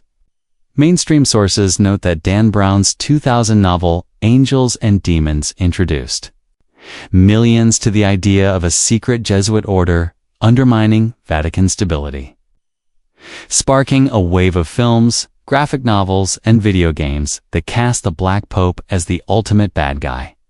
Historians still argue whether these fictional portrayals unfairly caricature a religious leader or merely reflect our collective craving for a conveniently dark mastermind. You reach for a copy of a 1980s pulp paperback with a lurid cover. Black Pope brandishing a laser pistol at silhouetted world leaders. It sits next to a glossy RPG guidebook, promising players a chance to infiltrate the Vatican and expose the real papal hierarchy. Fringe fans insist the guidebook's author was a former Jesuit novice who turned to occult studies, smuggling insider anecdotes like secret crypt chambers under St. Peter's Basilicate to adventure modules. No documentary evidence supports these tales, yet they cling to nerd forums like Velcro on a cassock hem. You tilt your head back and let the chair cradle. You as the TV transitions to a wrap-up of a true crime podcast. Case closed. The Black Pope's Hidden Wealth. The narrator warns listeners about a secret archive of Jesuit bank ledgers stored in underground vaults beneath the Vatican Bank. Mainstream financial analysts point out that the Vatican Bank's Institute for Works of Religion does manage assets. But its transparency reforms in the 2010s under Francis dismantled most rumor fodder. Historians still argue whether opacity in any institution naturally breeds conspiracy or if these theories distract from genuine financial oversight issues. Your gaze falls on a stack of graphic novels rendered in brooding chiaroscuro.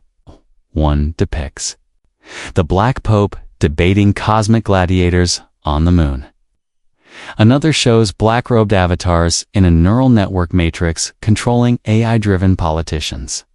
A quirky rumor circulates that a 2015 video game developer secretly consulted a Jesuit ethics professor to craft an authentic moral dilemma, mechanic complete with whispered confessional prompts when players choose ruthless political tactics.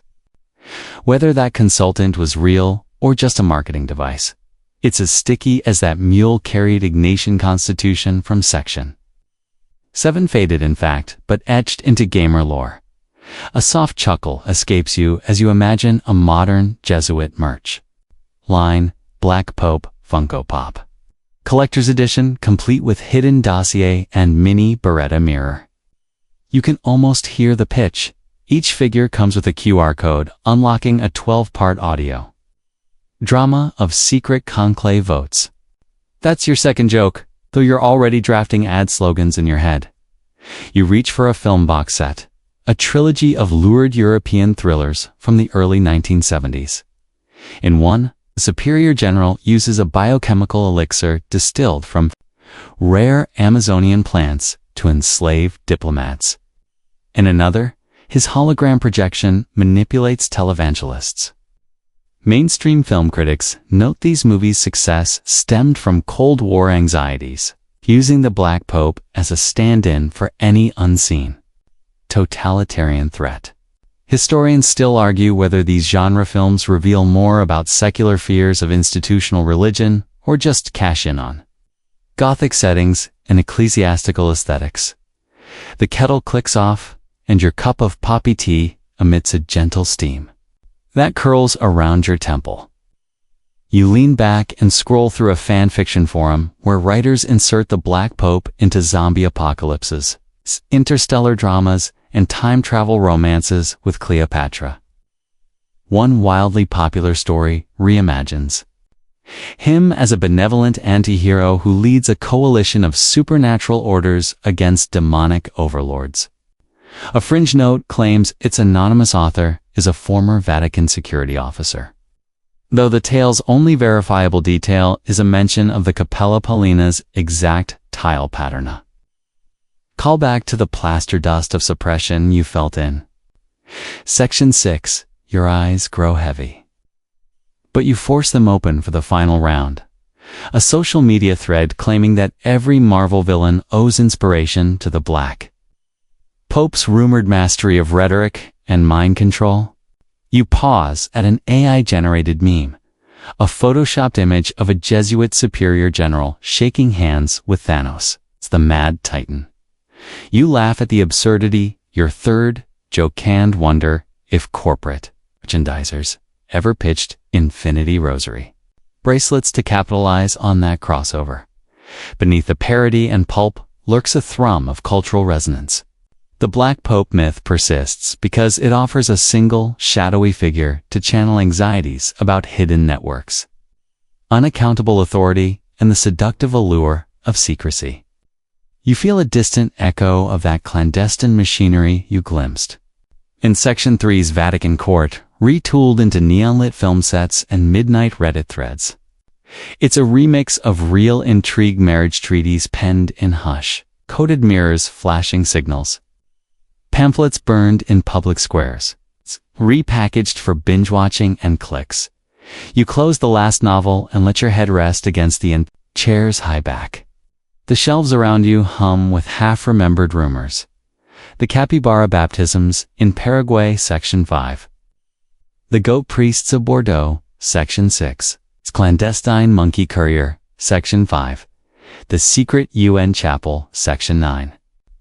All feed into an endless loop of fascination, where every kernel of truth grows wild in the fertile soil of imagination. As your eyes flutter shut, you reflect on how fiction and scholarship collide. Historians still argue whether these pop culture mashups do a disservice by oversimplifying complex institutions, or if they serve as a modern folklore, inviting new generations to dig deeper. Either way, the Black Pope endures on-screen, in print, and across online conspiracies morphing from superior general to myth, from man to legend, from power behind the throne to pop icon. Your breath slows, the room's glow dims, and the final credits of your mental binge roll quietly across your eyelids. The boundary between documented history and playful fiction blurs and you drift off. Entertained, intrigued, and oddly comforted by the thought that somewhere, perhaps in a whispered studio pitch, the next Black Pope story is already seeding itself into our collective dreams.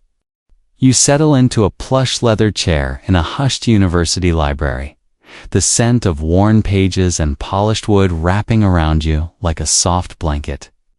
The desk lamp casts a gentle pool of light on spread-out monographs and journal articles, labeled the Jesuits, power, or myth, an occluded authority in early modern Europe. You probably won't nod off before a single footnote if you're prepared for this cerebral auto-tune of skepticism and ASMR whispers. A stack of scholarly tomes reveals a mainstream truth: the Jesuit constitutions, penned by Ignatius of Loyola himself, bind every member right up to the superior general, to absolute obedience to the Pope, effectively forestalling any dynastic power grab within the Church. They point out that during the 17th and 18th centuries, every Jesuit election requires papal confirmation, ensuring that the Black Pope never truly acted above or beyond the White Pope's authority. Historians still argue whether these layers of checks and balances truly prevented excessive influence or merely buried power beneath labyrinthine bureaucracy. Your fingertips brush. A quirky fringe footnote. Rumor claims that a Jesuit court historian at Versailles once wove secret clauses of the Treaty of Nejmagan into a royal tapestry, stitching treaties into royal robes, so only those who knew the pattern could decipher them. No palace inventory confirms it. Yet the story persists in archival margins like the monkey courier from Go Improbable, but entertaining enough to keep academic gossips chuckling over stale coffee. As you turn pages, you encounter a fierce debate among specialists. Some argue that Jesuit colleges shaped elite minds so profoundly that graduates bent governments toward papal interests. Yet others counter that alumni networks alone don't equate to covert conspiracies. They note that Jesuit pedagogy emphasized critical thinking and moral autonomy, qualities more likely to produce questioning politicians than clandestine puppeteers. Historians still argue whether the society's educational model instilled loyalty to Rome or fostered independent, pluralistic thought. You lean back and sip a lukewarm latte, tasting the faint bitterness, perfect contrast to the syrupy conspiracy claims you dismissed in Section 8's late-night forums. A light laugh escapes you as you imagine a Jesuitron conspiracy hotline. Press 1 for secret codices. Press 2 for Beretta mirror tutorials, 3 jokes down. And you're just getting started. A heavy volume titled Power and Piety on your desk cites documented cases where popes curtailed Jesuit proposals. In 1599, Pope Clement VIII refused a Jesuit request to establish a nunciature in Geneva, signaling that the order's ambitions could be and often were overruled by papal prerogative. This mainstream instance underlines that the society's reach always faced a papal check. Yet the same chapter acknowledges that Jesuit confessors in the papal court enjoyed rare intimacy with pontiffs, feeding debates on church policy. Historians still argue whether those intimate audiences amounted to genuine policy-making power or simply ceremonial spiritual counsel. Your gaze lifts to a window looking out on campus quads, green in spring bloom. You recall the rosemary scent of the Roman college courtyard from Section 2, but here the tulips and azaleas lend a more studious serenity. A fringe snippet in one article mentions Jesuit cryptographers developing a code so elaborate that only they could translate their own. Margin notes effectively locking outsiders out of half their archives. It's reminiscent of the Beretta mirrors and hidden gourd dispatches you've heard about, reinforcing the notion that the Jesuits thrived on an aura of mystery as much as on actual influence. You flip to an annotated chapter on modern governance, where Jesuit-trained diplomats at the UN Section 9 are hailed for their negotiation finesse, yet dismissed by skeptics as mere beneficiaries of rigorous rhetoric training. One essay Riley suggests that Jesuit alumni formed the ultimate alumni association, listserv of the loyal. Only one meeting per decade, topical focus on exercises in obedience. You smile, jotting down that quip in your notebook. The next paper tackles financial power, noting that while Jesuit institutions once owned vast land holdings and collected revenues, most properties were secularized by the late 18th century, diminishing their material base. The Institute for Works of Religion institutionalized in 1940 to manage its church assets, but its structure is governed by statutes far more transparent than the shadowy ledgers in Section 10's true crime podcasts. Historians still argue whether any lingering Jesuit financial network survives under the guise of modern philanthropic foundations. You stretch, reaching for a pen shaped like a quill, and scrawl a light joke. Jesuit-sponsored, LinkedIn, endorsed for faith, logic, and subtle PayPal persuasion. 3 jokes sprinkled, but they have to count. Moments later, stumble on a peer's reflection. The very claim of Jesuit omnipotence poster children of conspiracy. Loriflex. The order's historical success at networking and disciplined communication. In other words, the rumor mill turns because the society actually wove resilient global ties, not because it invented a PayPal deep state. A final essay drills into constitutional law. It cites PayPal bulls granting Jesuit mobility and exemption from local bishops Section 4, but emphasizes these were pragmatic measures to protect missionaries facing hostile territories, not to erect a parallel hierarchy at the Vatican. Granted privileges, then often revoked or limited them when they conflicted with diocesan authority. Historians still argue whether such privileges represented genuine pockets of Jesuit autonomy or merely tactical defenses in hostile lands. As evening light slants across your desk, you reflect on this tapestry of arguments. On one hand, the historical record teems with documented cases of Jesuit proximity to power, from advising monarchs in Section 1 to shaping Enlightenment debates in Section 6. On the other, PayPal oversight and internal checks constantly shaped, limited, or rolled back the society's initiatives. The blend of archival evidence and anecdotal lore-goat priests, capybara baptisms, Q-monkey couriers fuels both suspicion and admiration. You lean forward to close the last book, its spine crackling like distant thunder. The quiet library seems to hum with echoes of whispered confidences in Vatican corridors and midnight letters aboard galleons. The debate endures. Did the Jesuits build a subtle empire, or simply navigate the existing structures with skill and devotion? Historians still argue whether the myth of the Black Pope exaggerates a truth or masks the society's genuine, if not always sinister, contributions to global history. You push back your chair and stand, your legs humming after hours hunched over footnotes. As you leave the library, you pause at the door to watch the campus sunset, paint the sky in rose and gold, the same hues that bathed the Roman chapel in Section 3. Casting frescoed saints in halos of intrigue, you breathe in the cool evening air, feeling the weight of scholarship and rumor settle into a single question: power under the cloak of obedience, heroic service, or hidden dominion. You step onto the damp grass, your shoes making soft squelches, and feel ready for whatever comes next, perhaps the next chapter on notable generals, or a wind down more soothing than any midnight debate. Either way, you know the conversation is far from over.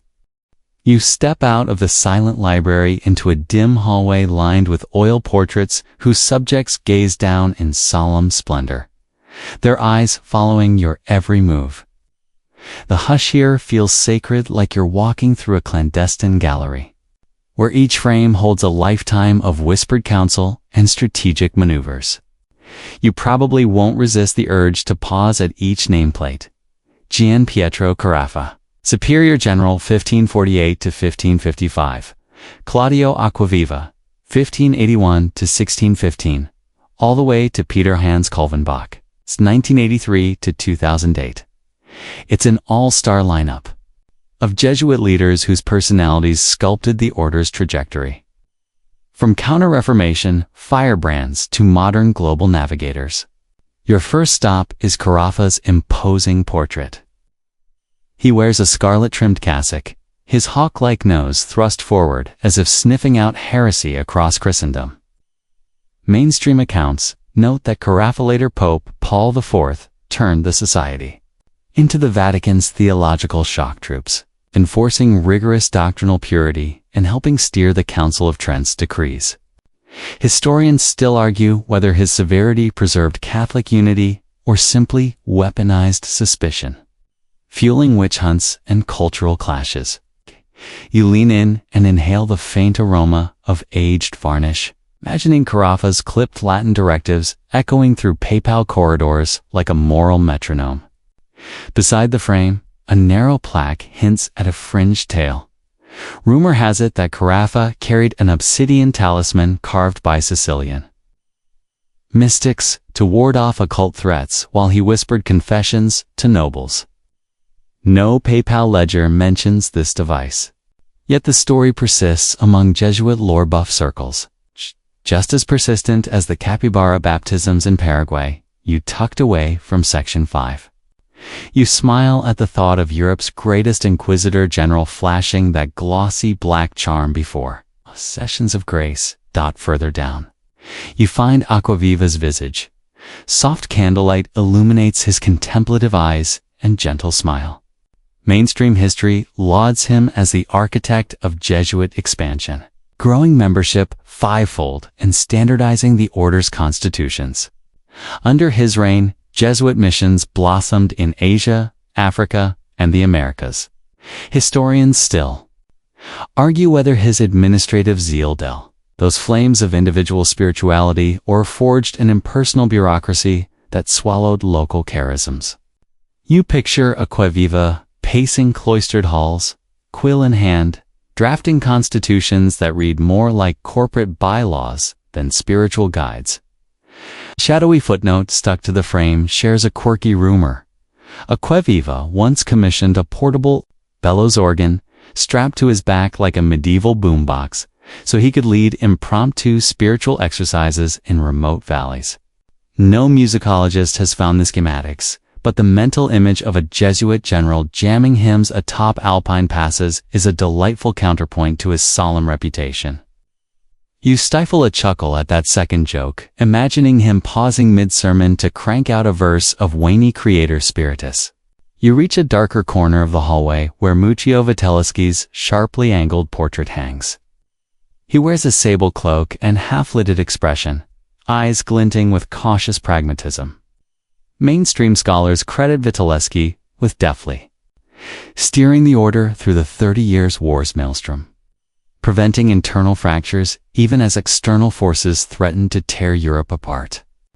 Historians still argue whether his diplomatic maneuvers compromised Jesuit ideals by aligning too closely with Catholic monarchy's political agendas. As you study his face, you feel the weight of decisions that shaped entire nations. A tucked away annotation whispers a fringe tale. Witellsky supposedly mapped underground catacombs beneath Prague Castle, charting secret pathways for Jesuit emissaries to flee in times of persecution. Official maps omit those tunnels, yet the rumor resurfaces in subterranean urban legends right up there with those Sistine Chapel mirror codes from Section 3. You run a finger along the edge of Witellsky's frame, as if tracing the cartography of hidden escape routes. You glide toward a contemporary portrait of Peter Hans Kalvenbach, the order's most recent superior general. His eyes, kind but steely, follow you as if offering both welcome and challenge. Mainstream records praise Kalvenbach for navigating Jesuit identity through Vatican II's upheavals, fostering dialogue with other faiths and emphasizing social justice in a globalized era. Historians still argue whether his progressive stances diluted Ignatian rigor or updated the order for modern complexities. You inhale a wisp of coffee bean from a nearby lounge and imagine Kalvenbach moderating a UN panel on interfaith cooperation, his calm assurance steering heated debates toward reconciliation. A small handwritten note at the corner of his bust mentions a quirky rumor that Kalvenbach owned a secret library of Zen koan scrolls, using them to teach Jesuit novices unconventional meditation techniques. No novice manual lists koans yet. The idea of a black pope musing on what is the sound of one rosary bead falling key gives you a third laugh for this section. You almost wish you could peek inside that hidden study at the hallway's end. You find a modern glass case displaying artifacts. Carafa's obsidian talisman, legend. Quaviva's mythical bellows, organ, unverified. Witellsky's rumored catacomb map, undocumented, and Kalvenbach's supposed Zen scroll, anecdotal. Beneath them, a simple plaque reads, "Notable generals, fact, fiction, and the space between." You trace your reflection in the glass, seeing yourself among these giants, another pilgrim through Jesuit history. As you step away, the corridor feels alive with the interplay of documented achievements and whispered legends. You sense that each general, whether firebrand inquisitor or global bridge builder, shaped the order's identity, forging tools that ranged from theological treatises to rumored talismans. Their legacies ripple forward, influencing how Jesuits approach education, diplomacy, and spirituality today. You pause at a side alcove where a small lectern holds a leather-bound register. Visitors have scribbled impressions, inspired by Carafa's conviction, moved by Aquaviva's vision, charmed by Kalvenbach's humility. You add your own note, grateful for the blend of discipline, daring, and devotion. As you close the register, you feel the weight of these leaders' choices settle into your spine, a reminder that power wears many faces. The iron fist of doctrinal purity, the velvet glove of institutional growth, the nimble pen of clandestine maps, and the open hand of interfaith dialogue. You turn to leave the gallery, but a final reflection catches you. Historians still argue whether these towering figures validated the myth of the Black Pope or simply embodied the spirit of silent service. Is the legend built on genuine influence, or magnified by rumor and sensationalism? You step into a nearby chapel's soft glow, letting incense drift around you as you ponder that question. In the hush, the portrait's eyes seem to nod in unison, as if acknowledging that the true story lies in the interplay of fact and folklore, obedience and autonomy, light and shadow.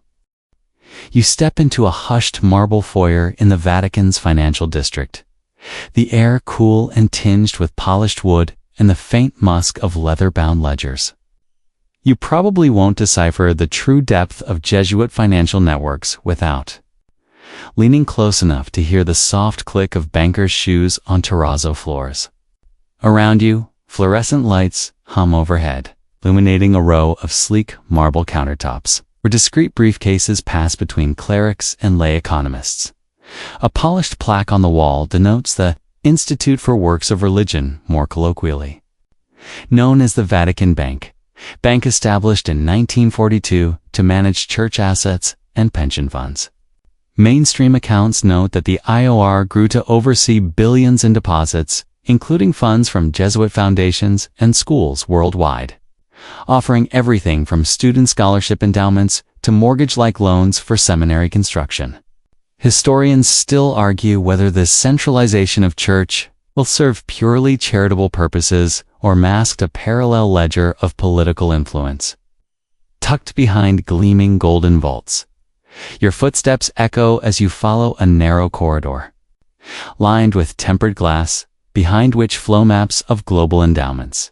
You lean in to study color-coded pins denoting Jesuit University endowments.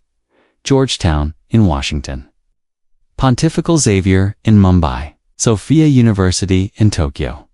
Their combined assets under management rival those of mid-sized sovereign funds. It's a quiet revolution of alumni giving, tithes, and property income, modern financial instruments layered on 16th century land holdings. A fringe whisper drifts through the vaults. Rumor has it that during the suppression in 1773, Jesuit treasuries were spirited out in lead-lined chests and sunk off Naples coast, to be retrieved only by secret confraternities when the order was restored. No salvage records confirm the retrieval, yet the tale floats through Jesuit green rooms like that goat casa caper from section 6-2, tantalizing to let sink. You pause by a display of antique bonds and share certificates, yellowed by time. One certificate, dated 1875, represents shares in the Banco Romano, a Vatican-backed bank that channeled winemaking profits from Tuscany into PayPal coffers. Mainstream economic historians credit such ventures with stabilizing diocesan budgets during Italy's post-unification turmoil. Scholars still argue whether Jesuit participation in early banking ventures reflected pragmatic stewardship of resources or a shrewd extension of ecclesiastical leverage into secular markets. A soft chuckle bubbles up as you imagine a modern Jesuit fintech startup Examine Capital, offering confession-based portfolio assessments. That's your first joke for this section. Nearby, an interactive touchscreen invites you to explore a timeline. In 1564, Superior General Claudio Acquaviva authorized the order's first credit house in Palermo, catering to missionaries shipping silk and pepper. In 1622, they funded maps for colonists in Paraguay, lending at 2% interest to build Jesuit reductions recall Section 5's Guarani communities. It's a testament to Jesuit adaptability, blending spiritual discipline with double-entry bookkeeping. You approach a massive vault door, etched with keys and PayPal seals. Silent guard in clerical collar swipes an ID card, then gently pushes the door open. Inside, rows of safety deposit boxes glint under recessed leads, each one belonging to a Jesuit province or confraternity. You imagine tiny Beretta mirrors. Section 3 once smuggled coded directives into these chambers. The same hidden craft now repurposed for encrypted vault access cards. A fringe footnote on the door whispers that one box contains a hoard of 16th century Florentine ducats, labeled Ignatius Fund, supposedly reserved for emergencies in Christendom. No curator will confirm what lies within, yet the possibility hangs in the air like unspoken incense. Outside, the faint buzz of international phone calls filters through office doors. You slip into a glass meeting room where a digital dashboard displays Jesuit-sponsored microloan programs in sub-Saharan Africa. Mainstream NGO reports praise these loans for empowering local entrepreneurs to build clinics and schools. Yet some development critics contend that tying loans to religious instruction risks blurring mission and market. Historians still argue Whether such microfinance models advance social justice or extend a subtle form of ecclesiastical patronage under the guise of economic uplift. You sink into a leather chair, the soft aroma of polished mahogany comforting as you reach for a crystal. Carafe of mineral water. A banker across the table slides over a tablet showing investment performance. Jesuit-managed ethical funds. Screening out tobacco, arms, and fossil fuels now outperform conventional indices. It's a modern twist on Ignatian discernment. Now, marketed as social return on investment to eco-conscious donors. That's your second joke. Jesuit ETFs examine thrifts and tides. A discreet door opens to reveal a back office of rotating ATMs inscribed with the Jesuit motto, Ad Maiorem Dei Gloriam, offering lo-fi cash withdrawals for clergy and lay workers. Mainstream banking specialists note that these automated teller machines predate Vatican regulations on digital transactions, giving Jesuit orders a head start in financial inclusion. Scholars still argue whether this early adoption of banking technology reflects proselytizing zeal or simply savvy operational efficiency. Your attention drifts to a glass-encased relic, a battered leather ledger from the 1788 Lisbon Suppression. Its pages, half-charred at the edges, list parish dues, dowries, and secret mission reserve funds earmarked for clandestine operations. A fringe rumor scribbled in the margin claims the ledger holds encrypted instructions for reconstituting Jesuit provinces in exiled territories and instructions set so precise it reads like a corporate spin-out plan. No digital copy exists, yet historians still argue whether such instructions were merely housekeeping notes or a blueprint for a global resurgence. You stand and move toward a balcony, overlooking the Vatican gardens, where orange blossoms scent the night air. Lights below trace the pathways where an earlier superior general plotted investments in sugarcane plantations. Recall Section 5's Brazilian missions. Jesuit economists often tracked commodity prices as closely as theologians tracked souls. You laugh softly at that third joke. Forget gold standard. What about Ignatius Standard? As you lean on the balustrade, you reflect on how Jesuit financial networks weave through centuries. Patronage of art in Section 3's Vatican intrigues. Property holdings in Section 7's restoration. Relief funds in Section 9's UN diplomacy. And now global endowments shaping educational and charitable outcomes. This tapestry of accounts and anecdotes dug up ducats, Jesuit ATMs. Phantom chests of silver demonstrates both real stewardship and the fertile ground for legend. Historians still argue whether the order's financial acumen empowered genuine service or merely cemented a shadow economy under the church's banner.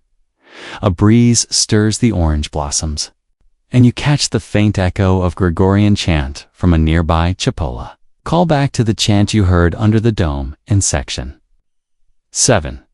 The melodic refrain mingles with the buzzing AC from the vault, blending sacred and secular in a single sensory chord. You take a final sip of mineral water, its cool clarity contrasting with the layered complexity of Jesuit finance. You step back into the foyer, the marble floor reflecting your footsteps as you head for the exit. Behind you, the vault door closes with a soft thud, sealing away centuries of capital, covenant, and coded confidences. You carry with you a ledger of stories, mainstream banking milestones, and fringe treasury myths, institutional debates, and whispered footnotes. Together, they form a narrative that's as much about faith's practical wings as it is about the power hidden in account books. As you walk away, the soft hum of ledgers balancing in the distance seems to murmur a final reminder. Money, like any tool, can sanctify or subvert. And in the hands of the Jesuits, it became another medium for influence tracked in footnotes, fueled by devotion and forever ripe for historians to argue over. You sink into the gentle hum of your home office, the whir of your laptop's fans mixing with the soft midnight aroma of chamomile tea steeping nearby. Screens flicker with notifications and blinking cursors, digital gateways that promise both illumination and overload. You probably won't escape this techno-oracle vision of tomorrow's Black Pope myth without tripping over your own. Wi-Fi signal. Picture an era when the superior general's portrait no longer hangs in a stately gallery, but is rendered as a hologram in every Jesuit university lobby, its eyes gently nodding as you swipe through AI-curated exhibit captions.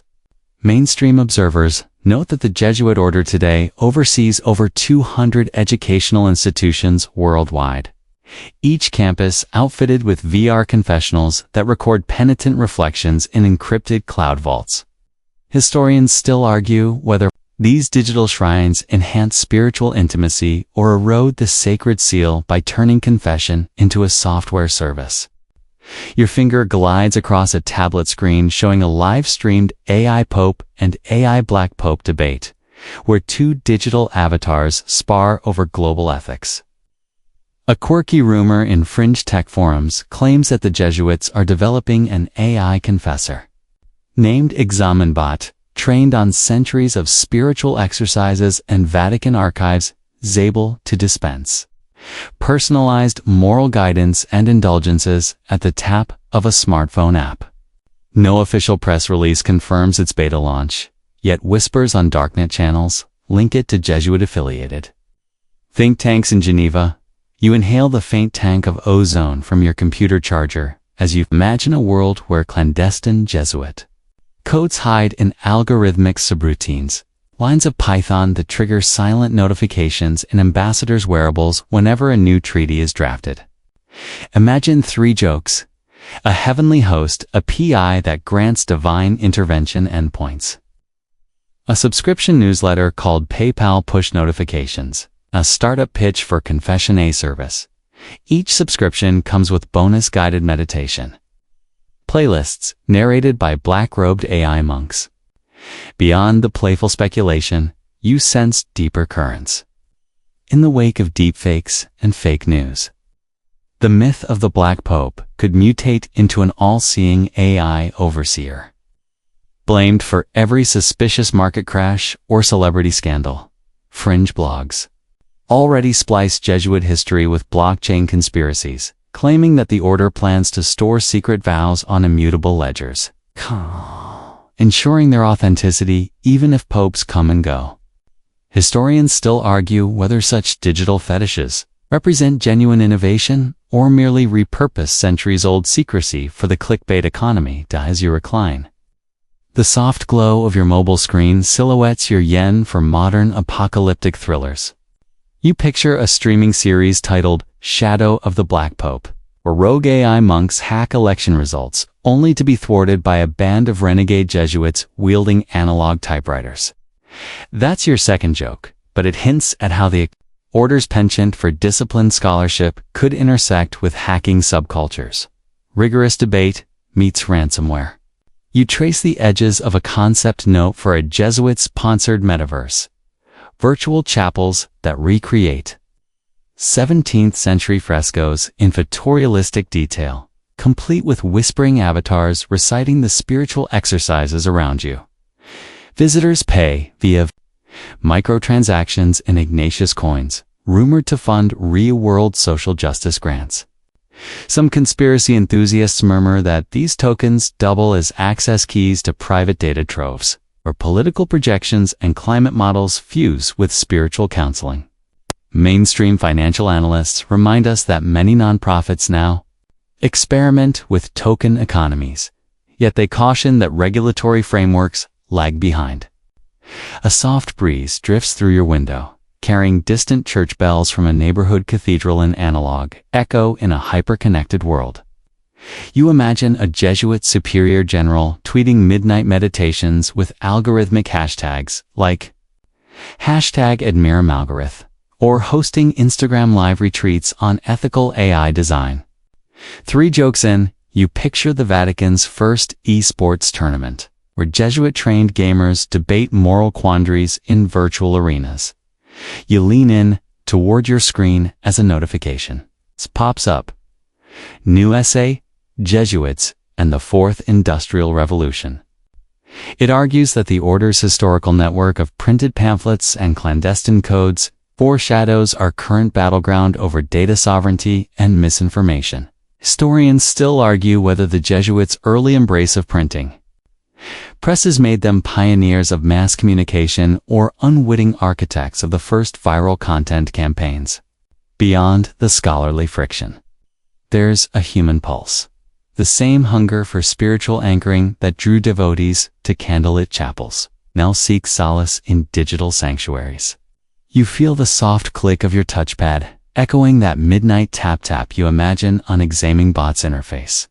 What happens when every diary entry, every moral dilemma, every whispered doubt is fed into neural nets trained on centuries of theology?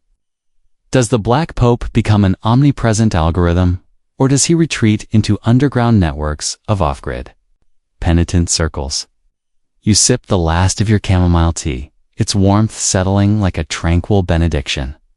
In this speculative tomorrow, Jesuit ambassadors could pilot peace negotiation drones, broadcasting conciliatory prayers over conflict zones. You laugh at the absurdity your third joke envisioning drone-delivered holy water and sermon payloads, programmed with precise rain patterns for maximum drought relief. Yet, in the hush, you recognize a timeless through line. The Jesuits have always melded faith with the tech of their age, from cartography in Section 5 to cryptography in Section 3, from press networks in Section 6 to financial ledgers in Section 13. The myth of the Black Pope thrives on that fusion of innovation and devotion. As you close your laptop, the soft click resonates like a seal on a centuries-old dossier, a promise that power, concealed in code or CASEC, will adapt, repackage, and persist. You lie back, senses alive to the gentle hum of servers in distant data centers and the faint crescendo of digital chants from religious study groups online. Whether tomorrow's myth casts the Black Pope as an AI overlord or a benevolent virtual guide, the story will echo our deepest hopes and fears about hidden authority. You breathe out, feeling the space between code and confession fold softly around you. A final invitation to stay curious, to question, and to remember that every generation rewrites legends in the language of its own tech. You nestle into the dim glow of a bedside lamp, the whisper of your sheets sliding against the mattress sounding like a cathedral hush. A soft draft stirs the curtains, carrying the faint perfume of jasmine from a distant garden echo of those orange blossoms in the Vatican Gardens, Section 13. You probably won't stop to count the centuries weighing in each inhale, but you can feel them settle like dust on an old tome. Tonight, you drift through the tapestry of unseen power, trailing echoes of crocodile dung sunscreen and capybara baptisms, Section 5, K. Casinitz, Section 6, and Beretta mirror codes, Section 3, as you let the Black Pope's legacy lull you toward sleep. Your mind conjures portraits gallery-wide. Ignatius of Loyola's sparklet gaze, Section 1. Claudio Acquaviva's corporate bylaw constitutions, Section 12. And Peter Hans Kalvenbach's Zen cone scrolls whispering in secret studies, Section Shirar. You can almost hear their voices, each cadence a different register of whispered counsel. Mainstream history reminds you that by the mid-20th century, Jesuit educators numbered over 10,000 worldwide, their schools shaping minds from Seoul to São Paulo. Historians still argue whether that global classroom served as an engine of spiritual renewal or a subtle conduit for political persuasion. You trace your fingertips along a soft throw, imagining it woven from the silken cassocks of long-gone missionaries. A fringe rumor flickers. Some say the superior general keeps A hidden archive of personal confessions, handwritten notebooks bound in black leather, accessible only to a chosen few, under a vow of sleep-bound confidentiality. No official record acknowledges those journals, yet the notion clings like the scent of sandalwood incense you inhaled in Ignatius's study section 1, outside. A lone cricket chirps in time with a distant chime of the Angelus Bella callback to that Gregorian chant swirling beneath the Sistine Dome section 3. You breathe in unison with the sound, aligning your heartbeat to centuries of silent strategy. 3 jokes flit through your mind, imagining a Jesuit-run ASMR channel titled Confession Whispers for Calm. A Black Pope board game where players negotiate treaties by drawing coded mirror cards and a midnight newsletter. PayPal push notifications, vows, votes, and vintage vellum. In your haze, you sense the machinery of influence so quietly entwined with faith that it's almost invisibly steam-powered engine hidden within a rose-carved confessional. You recall how Jesuit missionaries charted coastlines and cataloged flora section 5, only to have their botanical notebooks vanish into barge holds bound for secret imperial archives, section 13. Historians still argue whether those manuscripts were intended for science or statecraft. A soft hum of your fan mingles with the memory of clandestine steganographic maps carved into Geneva tapestries, section 11. Their patterns deciphered only by those trained in Jesuit cryptography. You imagine those codes glowing faintly on digital screens in a distant future blockchain promises doubling as spiritual seals. You might chuckle at the idea of vows hashed into smart contracts, but a deeper chill hints that technology can be as seductive as any holy water. Your pulse slows as you float through sensory fragments. The brush of cassack hem on marble floors, section 4. The salt-kissed boards of a Spanish galleon, section 5. The snap of pamphlets burning in marquees of Pombal Square, section 6. Each image glows briefly, then fades, like wisps of incense trailing into the night. You feel the order's dual heartbeat devotion and discreet ambition pounding beneath every hushed prayer and sealed treaty. A flicker of movement outside. Your window draws your attention, a silhouette of swaying leaves tinted blue by streetlights. It reminds you of those secret conclave signals in St. Peter's Square. Section 3. Tiny glass prisms, flashing messages across cobblestones. You wonder if anyone still uses such analog tricks, or if modern generals text-coded instructions via encrypted apps. Scholars still argue whether the Black Pope's power today hides in ancient practices or thrives in data centers where servers hum as quietly as chapels. Your eyelids grow heavier. You catch one final detail. A small vial on your nightstand filled with lavender oil. Centuries ago, Jesuits infused oils with rare spices clove, olive, even lotus to baptize communities and cement alliances. They called it diplomacy by aroma, a fringe anecdote that feels as grounded as real as any treaty. You uncork the tiny bottle and inhale the dew-soft bouquet, its floral warmth seeping into your senses. In that fading moment, you hear the faint echo of Ignatius's spiritual exercises guiding you toward stillness. Discern the motion of your heart, he seems to whisper, and find peace in obedient silence. You realize that the true legacy of unseen power isn't about pulling strings from shadowed arches. It's about weaving presence into hidden corners of history and memory. In every whispered consolation and every subtle counsel, your breath slows, each exhale a gentle arch of surrender. The room dims further as you sink into bedding that feels like centuries of devotion stitched into thread. Above, the ceiling fan purrs a lullaby of turning blades, a modern counterpoint to monasteries' rotating lanterns. You float on a tide of thought, power measured not in proclamations or crowns, but in the quiet trust earned in silent chambers, as sleep beckons. You give yourself permission to let go of puzzles, rumors, and debates. The ghosts of goats in Kazakhs, monkey couriers, and hidden treasure chests dissipate into twilight's hush. What remains is the steady heartbeat of service, hidden in plain sight, echoing through every echoing corridor you've visited in.